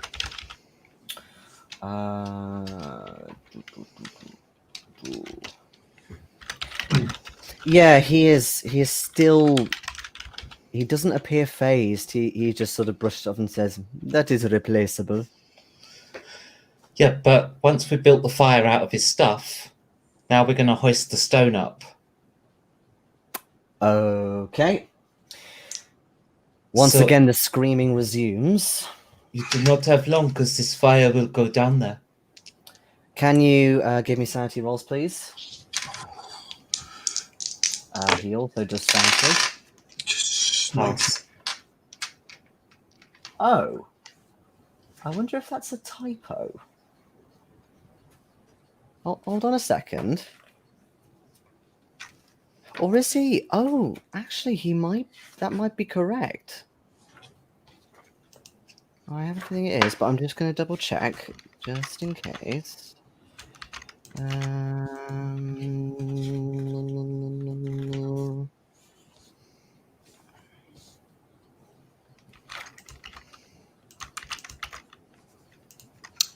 No. Okay. He is freaked out by the screaming a lot, and he starts screaming almost along with it. What did you two roll again? Sorry, I passed. I got Substantially so. 28. Johan. 19, which is a pass. So again, you both lose 1. It's still pretty horrendous. Blood curdling, and Silas is really not helping. He just screams and screams. He is not leaving any room for any of you to kind of question him. Okay. So we'll drop the stone again and we'll say this is the last chance the next time we burn it. I thought you Actually, we set you on fire in this fire and then we sent you down to burn it on fire.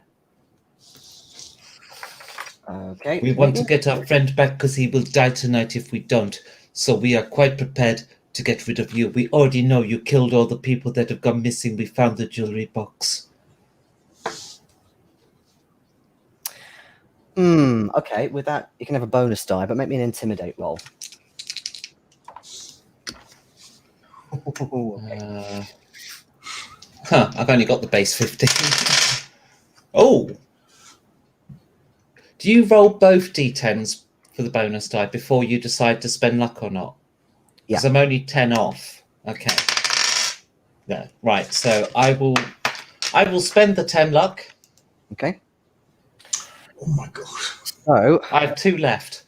he stops screaming when you mention like the items and taking them and stuff, and the idea of burning as well. Like he really doesn't like that for whatever reason. But in a kind of a almost flurry of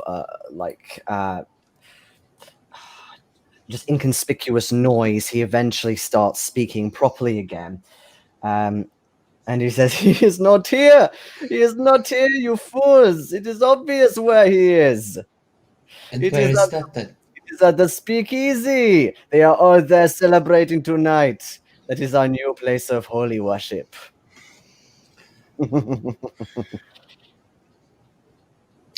Right. You have a choice. Either these men will escort you to a police station that is not Harlem, or you will go in this pit on fire. I mean, he kind of goes back into his babbling. He does cower away more at the fact of being burnt. But still, it's obviously a pretty bad fate either way you want to do with him. But it's up to you. No, I think it is up to the guys who have lost their friends, and they could get your friend released. We know he is the killer. Here is his jewelry box. Do you want to drag him to a police station?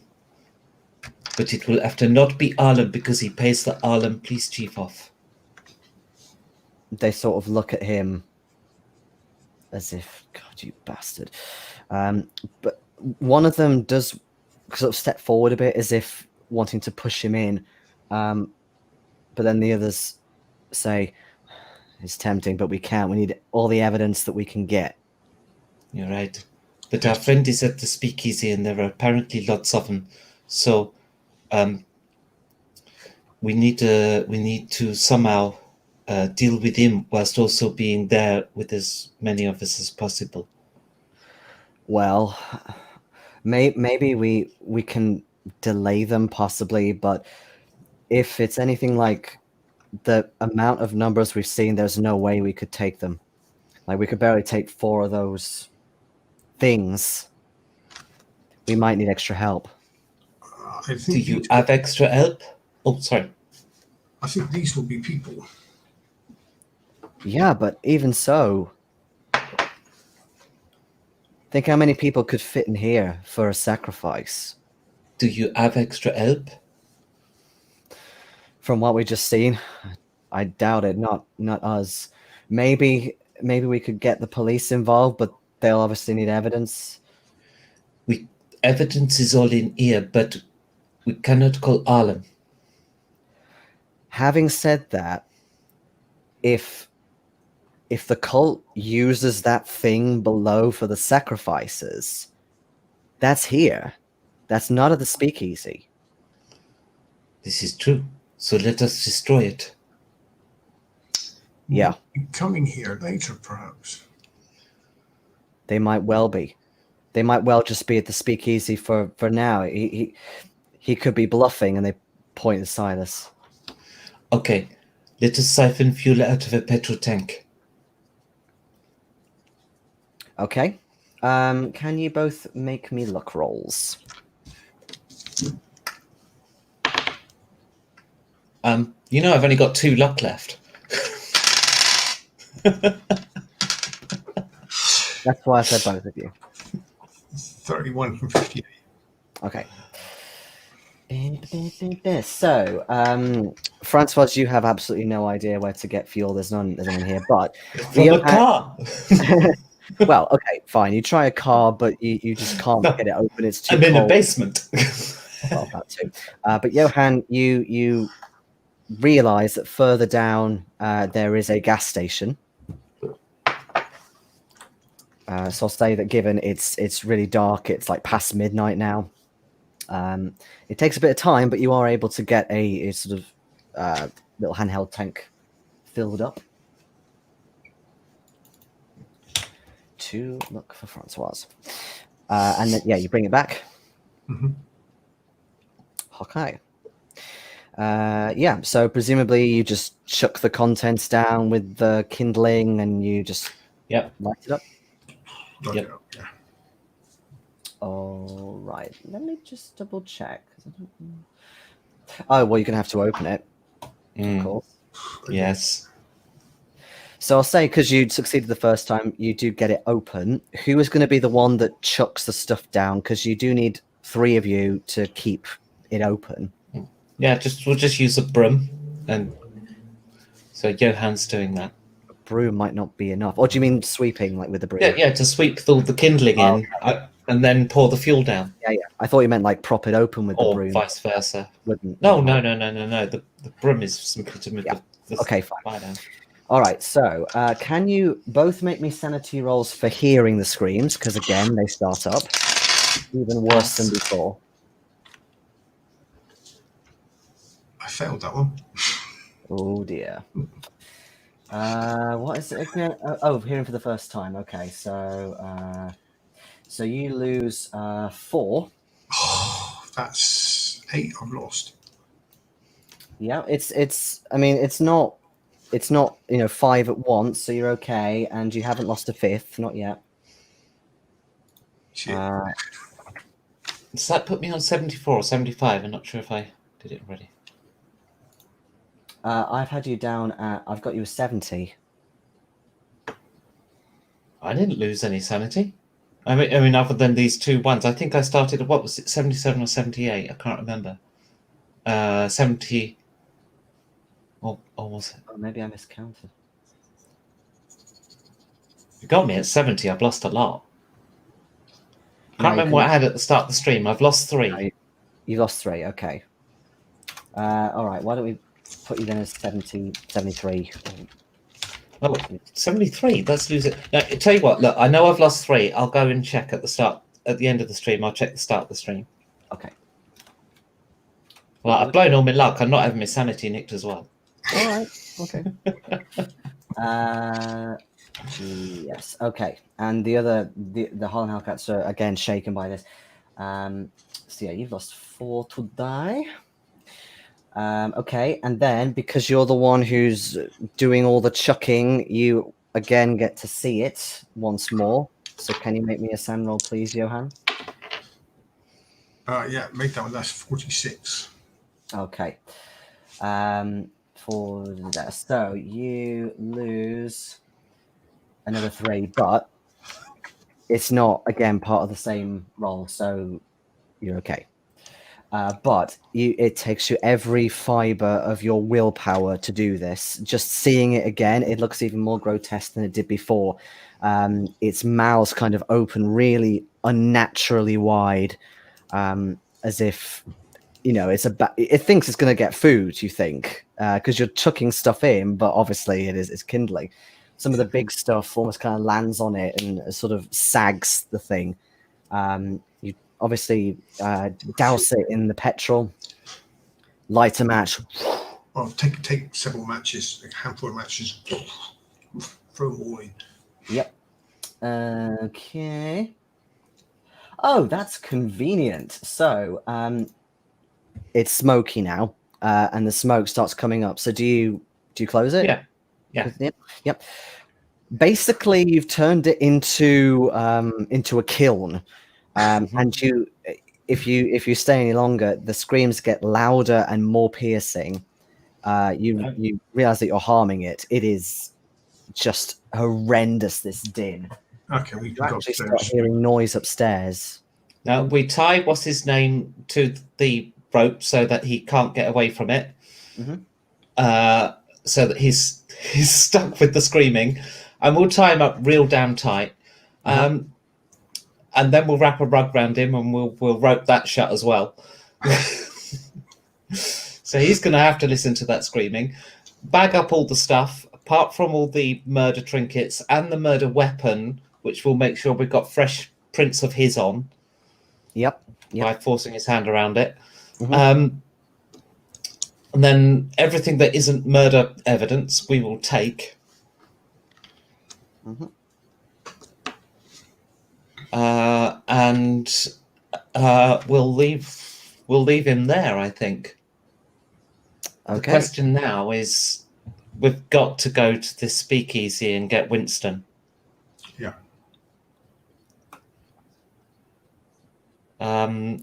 And one of these guys, the one that was gone like absolutely doolally.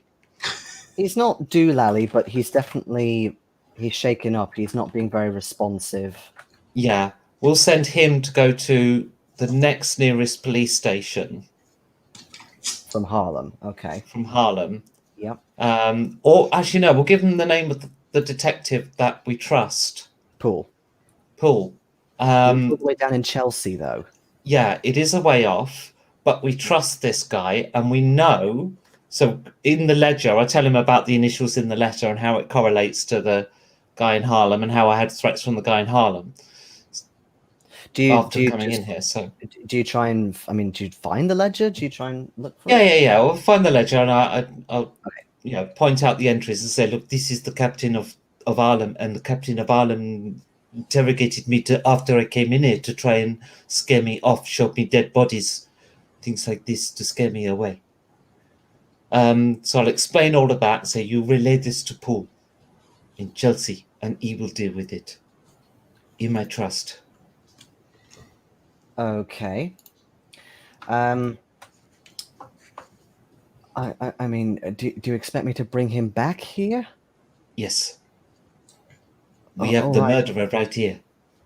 All right. We pin everything on Silas unless we get more from the cult. Take the evidence with you and tell him the murderer is here. Oh, okay. And he sort of staggers off into the night. As you see him head out, you can see that there are people from the tenements like looking out of their windows. They can obviously hear the screaming, even though it's quite quiet from where you are. It's still audible. Public speaking opportunity. Okay. Are people staring at the windows? Yeah, there's some. Yeah. Everybody, we found the murderer of all the missing people. We have him in the basement. We need you to keep guard until the police arrive. Everybody out to the street. I don't know what accent this is. It has changed. Yeah. I tried to go back roll.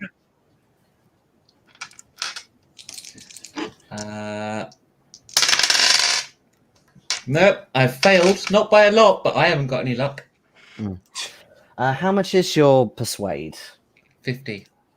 50, okay. It takes you a bit more time, but they do reluctantly come out. They twig that obviously you're not one of them, probably from the accent more than anything, but they do sort of slowly come out. They're obviously afraid of this place as well. But yeah, they come out. Do you want them to stand like in front of the doors or even inside the shop? Yes, we have trapped the murderer in the basement. We have tied him up. But we have to go rescue our friend. They have caught our friend, going to kill him, so we need to stop him. The murderer is down there. Make sure he does not leave. We've sent a man to get the police. That was an Arnie Austrian accent. You need to come out here now. You got the murderer, and I'll be back. Okay, so they do that. Art has gone off to get Pool. So are you heading over to the speakeasy now? Have you got a plan? My only plan is to go in and look for Winston. The Hellcats who are still with you are really reluctant to do so. They are really worried about how many people could potentially be in there. We're going to be heavily outnumbered. I have another plan. I could dress up in their cult stuff and walk in wearing that. I just thought, or maybe you, Johan. Hey, yeah, maybe if there is something going on, maybe you're just a bit late or something. I mean, hopefully that would work. You got the mask and you could wear the cloaky thing. I think if I went in, they'd know I was a woman. But you can pass as a man. yeah. Having said that, bear in mind you think it could be it's quite an elaborate robe, so somebody who's quite high up wears this one. Mm-hmm. So is it definitely going to be Johan who wears it? It's either that, or maybe because it is an African cult, any of you could have an African accent. I don't know. Do any of them have an African accent? No. In fact, Francoise, No. you notice that there's a slight French lilt in some of them. Okay. We don't speak Kenyan or anything. No. I say I understand, but in French. Oui. Does your character speak French, Johan? French, no. I'm pretty sure. Okay.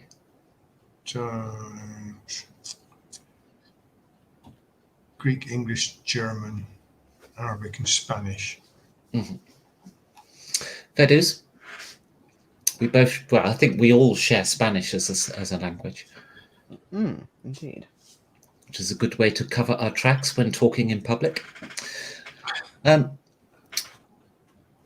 So we will send Johan in, wearing all this stuff. And the gloves to cover my hands up. This is the Yes. wrong blimmin'. I've opened the wrong blimmin'. Hold on a minute. Keep talking. And we will be right outside. If we hear screaming or shooting, we go in. Your mission is to get to say, where is the sacrifice? Get Winston and take him out straight away. They'll recognise that I'm not anyone in their cult as soon as I speak. Yes, you must do this without speaking. So you lead Winston out, and what we will do is we will hide behind dustbins facing the door. As you come out, we will shoot at the door to keep them in, to stop them from leaving behind you as you leave. So you can run out if you have to. They will not know how many of us there are, but we will shoot the place up.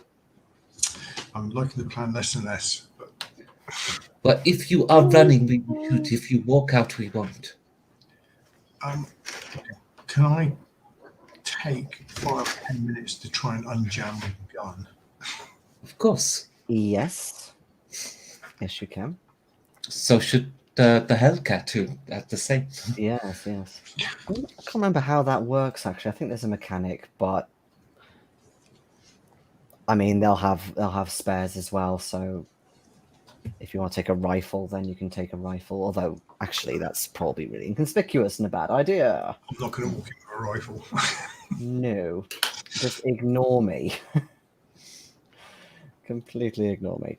Right, I finally opened the correct PDF. I could take the Panga with me. You could take the Panga, yes. There is also No, we need that as a murder weapon. It's got, what's his name, sprints on. Yeah. Oh, yeah. There are the claws. Gloves, clawed, in uniform, it works. Yeah. Although they're probably murder weapons as well, though, aren't they? But... True. Yeah, no, leave them. Just we'll unjam your gun. I'll give them some points. I got the wrong page again. Can't look at where it is. Oh, here it is. Okay.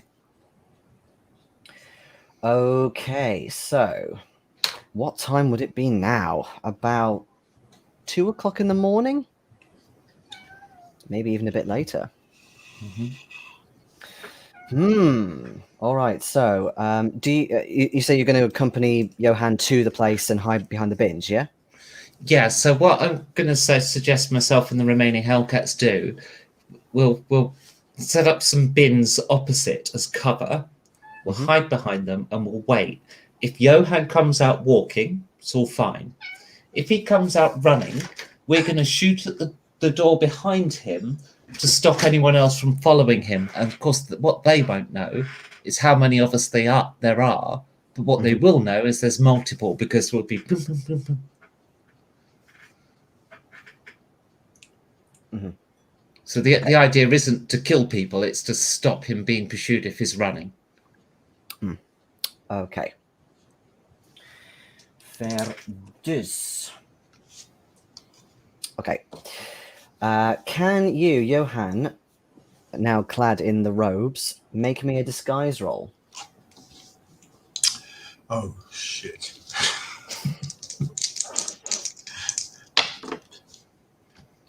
I can make the roll.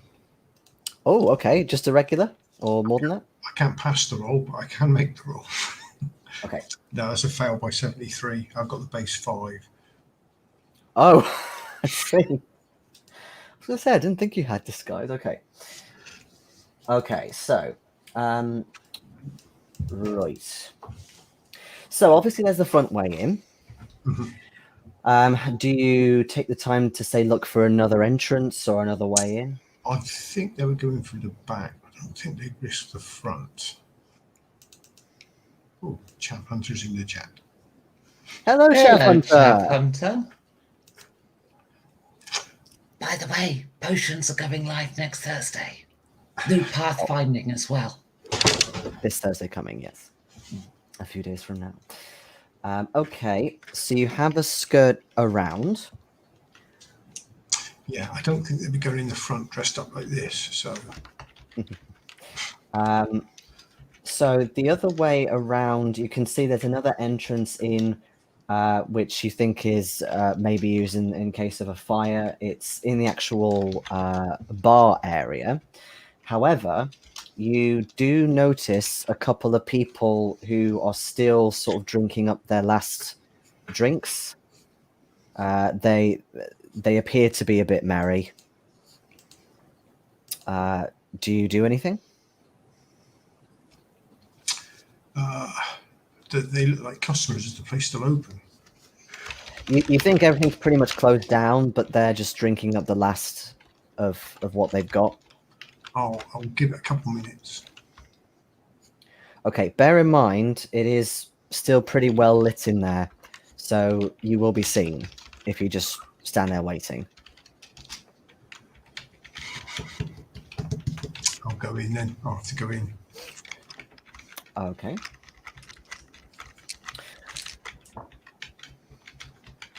Okay. So they sort of drunkenly look at you, these two. They're both black, but you get the impression quite quickly that they're afraid of you. And one of them says, "Oh, Kunga, they've already got. Wait, hold on a minute. You're not him. Who are you?" And they're sort of staggering a little bit. So they sort of said, well, I said he's not here anymore. They're gone. Or did you think that's what they've said? Some of them are upstairs. They've just gone to bed, I think. Boring people not staying up with us. Why are you dressed like that? Are you one of them? I thought Makunga wore that. and I'll sort of Do you want some? It's really good. I just sort of grunt and there's a growl and there's just sort of a disapproving. Right. And I'll try and put on a bit of a voice and then sit down. Sit down. Shut up. All right. You've got a funny accent. Hey, Mabel. Oh, wait, never mind. She's not here. Is there any other noises? Is it just these two? Make me a listen roll. That is a 41, and I've missed it by 1. So I'm going to spend a point. Spend the luck. Okay, no worries. So, oh, that's the wrong blinking. I think I've been editing the wrong blinkins. Oopsie. That's that. Okay. Okay, so you think that you do hear a bit of clattering in the back, like the back kitchen, but it's easy to just kind of go past and back into the sort of main entranceway. Okay, I want to do that. I'll go over and I'll burst through the door. So I'll have the door open. Make it of the kitchen. Yeah. Okay. So Fat Mabel is in there, finishing up the dishes. Whoa, don't do that. Jesus, man. Wait, hold. You look, you're not. Hey, you're the guy with the German accent. What are you doing dressed like that? That's his stuff. He's gonna kill you if he sees that. Where is he? God knows where he is. He's not here. He was for a while, but he's gone. Where has he He'll be- gone? We need to see him. I don't know, but he might have gone back to his place if he's finished for the day. He lives a few blocks away, but will you be quiet because there's a few of them who live upstairs. Where does he live? Tell me quickly. He's not. She gives you the address and says, "Listen, I don't know who you are or who you work for, but you do not want to get on his bad side. He is a killer. He will kill you. He does creepy, weird stuff." Creepy, weird stuff. Yeah, well, they out there, they call it bad juju for a reason, It's all weird African magic stuff. I didn't believe it at first, but I heard something that they did down there a few weeks ago, and it was just not natural. What was that? Some sort of ritual. They sometimes use this place, but the main place they go in his juju house, there's something creepy down in their basement. Where do they go here? Downstairs? Yeah, sometimes if they want to do like a little prayer or a little ritual, then yeah, the basement's big enough for them all to fit down there if they wanted to. Okay, I need to go down there. Well, we're taking over the cult. you what? We're taking over the cult. That's why I'm dressed like this. Are you serious? Are you actually serious? Are you sure you haven't got your English crossed a little bit? You have dressed up like that, and you think that you can just take over this cult? Yeah. You're out of your friggin' mind. Where's the cellar to? Where's the entrance? Right. Let's be quick. But you have not seen me, and I have not opened this door. You stole my key. Got it? Oh, got it. All right. I think your friend might be down there. I think he's still there. They were gonna move him in a couple of days, like they normally do with anybody they keep down there. Hopefully, he's still in one piece. Is she opening the door? Has she got keys? It's like a big bunch of keys. So you think there's a couple of extra things for the kitchen, maybe, and obviously front of house, and yeah, there's one for the cellar. So, yeah, it's more like a basement than a cellar. It's an actual separate door rather than say a trap door under the bar like some cellars do. So she kind of goes out into the entrance, and there's another door next to an open office. She twists the key in that, opens the door, and after you. Wait, what? I'm not going in there. Out the gun. After you, dear lady. Right, give me an intimidation check, please. Intimidation. And that is a hard success. Oh, okay. 15. She sort of laughs a bit until you take out the gun. She's like, "Hey, wait, you are serious, aren't you? All right, I don't know. I don't know what the point is of this, but..."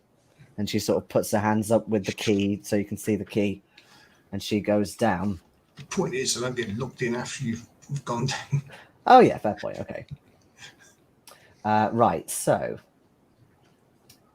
basically, yeah. So the door opens. You can see a big private sign on there, and there's simply one naked bulb. She's turned the light on with a cord, and it's sort of swinging down below. The first thing you see is there's lots of other crates similar to what you saw in Juju House, and they're all branded the same. again, of sort of bourbon whiskey. I Oh, thought there was a name in here, but there isn't. But yeah, it's just sort of typical bourbon whiskey stuff at the time, all with sort of stencils on. There are various sort of dusty shelves bulging with extra bottles, which presumably is so she can set them upstairs. Piles of glasses, cleaning supplies, things like that. It's a poorly kept place, and if you were just to poke your head in here, then it would probably come across as fairly innocuous. But when you go down, firstly, there's a few sort of pillars, because it's quite a big ceiling. There's a few sort of thin pillars. Tied and gagged to one of them is Winston, and he's in very bad shape. He appears to possibly be unconscious. He's got quite a big head wound, and they've obviously beaten him quite badly. But as you get closer to him, you can smell something, almost like a really bad quality spirit. And actually, you can see his clothes are sort of soaked through a bit. They've been feeding him your booze down your because of it. That's what they usually do to keep him quiet. Bathtub gin. Untie him. So she puts the keys away. She unties him. He's sort of kneeling down. So when she unties his hands around the back, he almost kind of keels forward. I'll move around next to his head and sort of like tap him on the shoulder and just, Winston, can you hear me? Can you move? Johan? He's barely conscious. You've got to move. Come on. He doesn't look like he's gonna move. Okay, I'll stand. I am not carrying him. I cannot be seen carrying him out. They'll shoot me. I'll shoot you. Fair point. And she is pretty strong, actually. She actually does manage to pick him up. Does it as a fireman's lift. And towards the back door. Don't go at the front. She actually, when she gets back up, she stops and looks behind her, and you can see that Winston's actually thrown up a bit, like down her clothes. They're pretty dirty anyway, but she's like, oh, nasty. Oh, they must have fed him loads of that stuff. So she hauls him back up. She checks the bar, because obviously, you know, the two guys, they are still there. Yeah. They're pretty much there. They're having some kind of deep conversation, but it's not deep if you've ever, you know, worked at a bar where people have been really drunk before. But they see somebody on her shoulder, and they say, "Oh, what's up with him? He's done for the day. He needs to go home." He's not feeling very well. Yeah, right. Not feeling very well. Basically, she props him up just outside the door, but says, "I'm not going any further. You have to take him from here." Okay, I will. And don't think if you go to the police about me, I can find you. They've told me where you're staying. Told me where we were staying. You mean? I mean, is there anything else you want to fill me in on? So I'll just get one of his arms around my shoulder and I'll be gunning the other one, but I'll try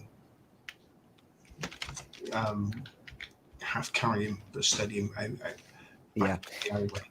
Yeah, the robe at this point, because it's quite long, it's getting a lot of sort of slush on it, so it's getting quite wet at the bottom.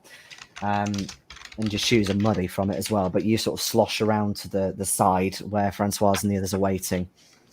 As long as we can get out to the street so I can signal the others from just beyond the bins. Yeah, and you can see Johan is pretty much sort of trying to carry Winston's arm like over his shoulder. Good work, Johan. I knew you could do it. He's been fed some pretty vile alcohol, but he's been beaten badly as well. So the other friend. Same person. He must have just had the pie. So every other session, Winston gets a good beating. Does he? It's the way we roll. Yep. He's barely conscious at the moment, but we can get him into a cabin back to the hotel. Okay.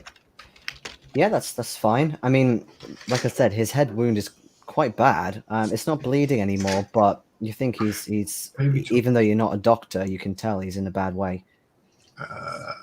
We don't know any doctors here, do we? Perhaps we go to the lawyers. He could. It's like 3 a.m, dude. Yeah. What I will say though, when you get back to the Ward of Astoria, there is somebody on the reception still. It's 24 hours. But when he sees you carrying Winston in, he's like, "Oh my God, he needs a doctor." Well, yeah. Could you get someone for us, please? I'll try, but I don't know if there'll be anybody. And he's sort of starting to look through, see if he can find because I mean, there's not like a fully fledged emergency services for ambulances yet. They come in next year, but he sort of tries to phone a few places. Oh, crap! Make me a luck roll, Johan. Luck roll. 2. Okay, so he gets out a little address book. He happens to know a couple of doctors in person, so he actually rings one from his house. It says, Doctor, it's James from Ward of Astoria. I know it's really, really late, but I have somebody here who's potentially going to die, and we need a doctor quickly."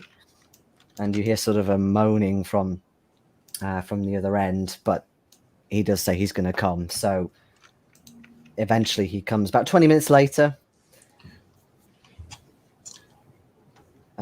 sort of a typical looking doctor. He's a bit he's not properly dressed. He's sort of getting his shirt together still, and he's looking very, very tired.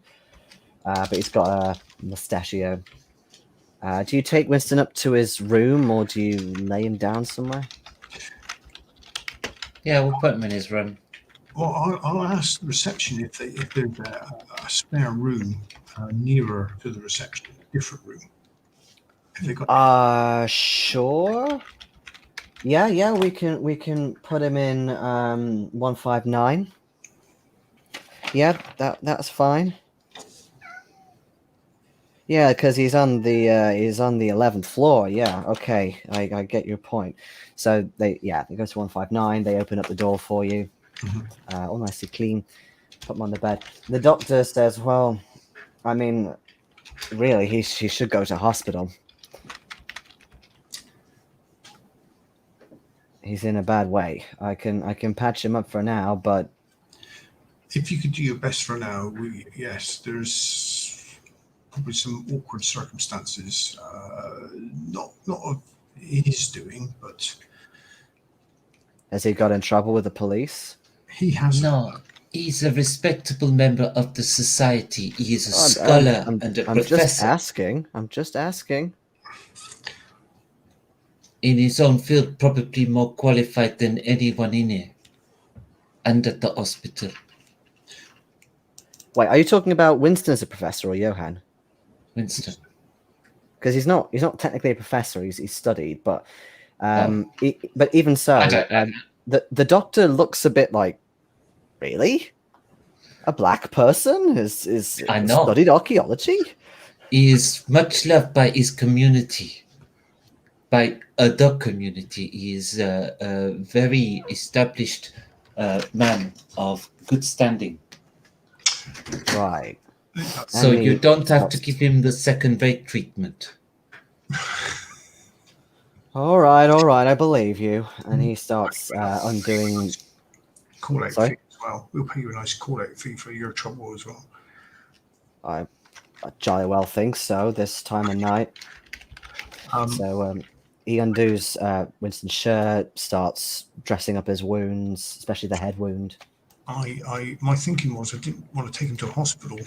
Don't you think, Becky? Because I think it's going to be hard to explain.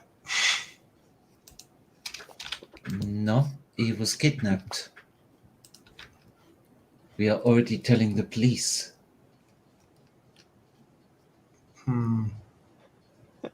Steve really hopes that Ronnie's watching this bit. So what do you mean? Steve's the one that suggested a tourniquet around his neck. Yeah, that's the point. It's a joke. Yeah. But yeah, he's sort of dabbing the head wound.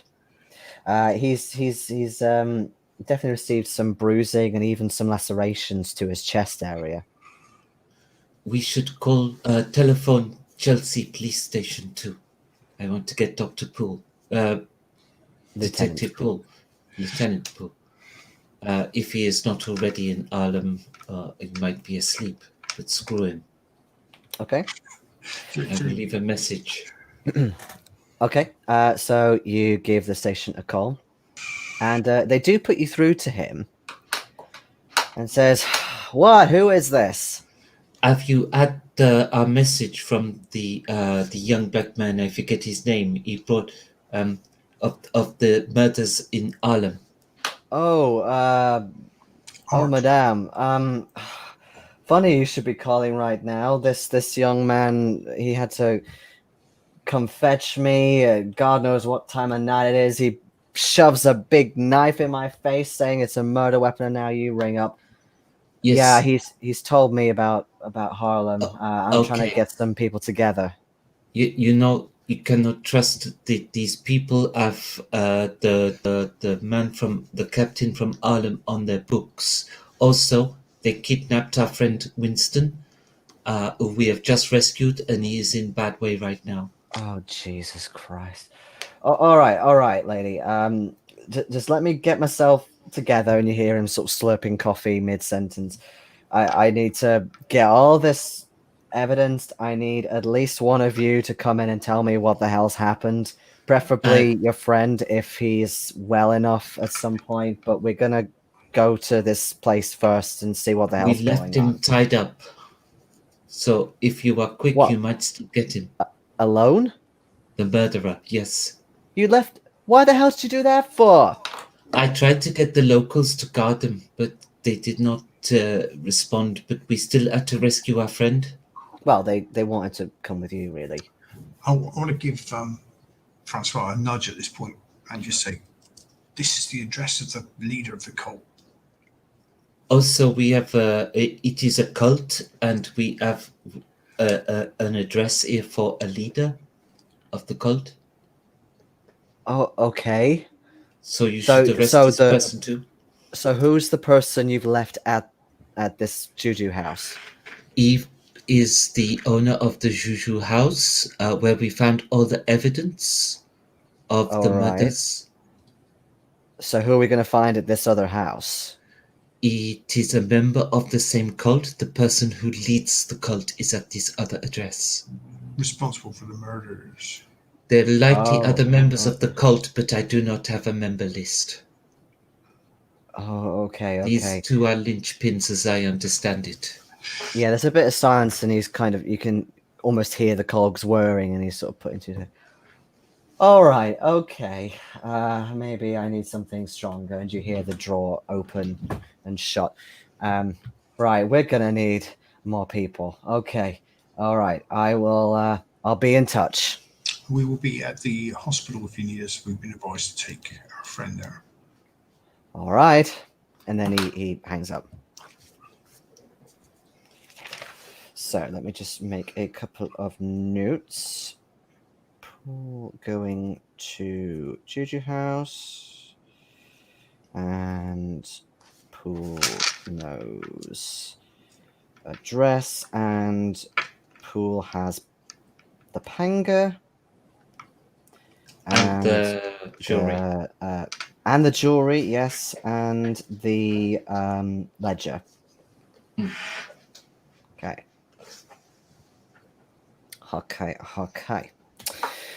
Cool. Well, Technically, it is now Tuesday, and I think that would be a perfect place to wrap up tonight's session, unless there's anything else that you want to do before the next morning breaks properly Well, yeah. and Winston comes around. Winston to hospital, I suppose. So you are going to take him to a hospital? Well, Yeah. That's what the doctor says. Yeah, unquestionably, the guy needs proper medical help, not leeches. He wasn't going to give him leeches, but I know. actually, where is the nearest hospital? Mm-hmm. St. Expensives of private, wasn't it? There's a few. It would be Bellevue Hospital Center, Okay. First Avenue and East 26th Street. So, bit of a way, I believe. Yeah, that's right down south. But Okay. it's not too bad. It's not Manhattan Island's not that big. Bellevue. It's before Nixon, so it can't be that expensive. No. Um, We're not going to worry about the small change. I wonder if we should try and arrange to swap rooms with different names. They only got as far as reception when they dropped the scarf off to warn us. It is of no concern. They sent us a scarf, we set fire to their fleshy faces. We did. And Who's the more terrified ear? on that note, I will end tonight's session. But seriously, Jeff, I we got 5 potions for prize fighter and new pathing. That's how much you enjoyed tonight's game, people. Oh, great session. Yay! And you then got often get to Winston speak back. to Chap Hunter outside of prize fighter, so of course I'm going to go straight to prize fighter. Thank you for watching all of it, Steve. Yeah, thank you, Steve. And And thank you for watching a tiny bit, Chap Hunter. possibly Giorgio and Ronnie in the future. Yeah. Yes. And maybe Braden. We shall see. All right. Hello, Braden, whoever you are. He is the guy who's running the 24-hour masks next month. Hopefully your players have a bit better accent than I do. That's the point. I need to watch a session 0 and see who the characters are because I'm modding for that. Anyway, I will end tonight's broadcast. Thank you, everyone, for watching. Bye-bye.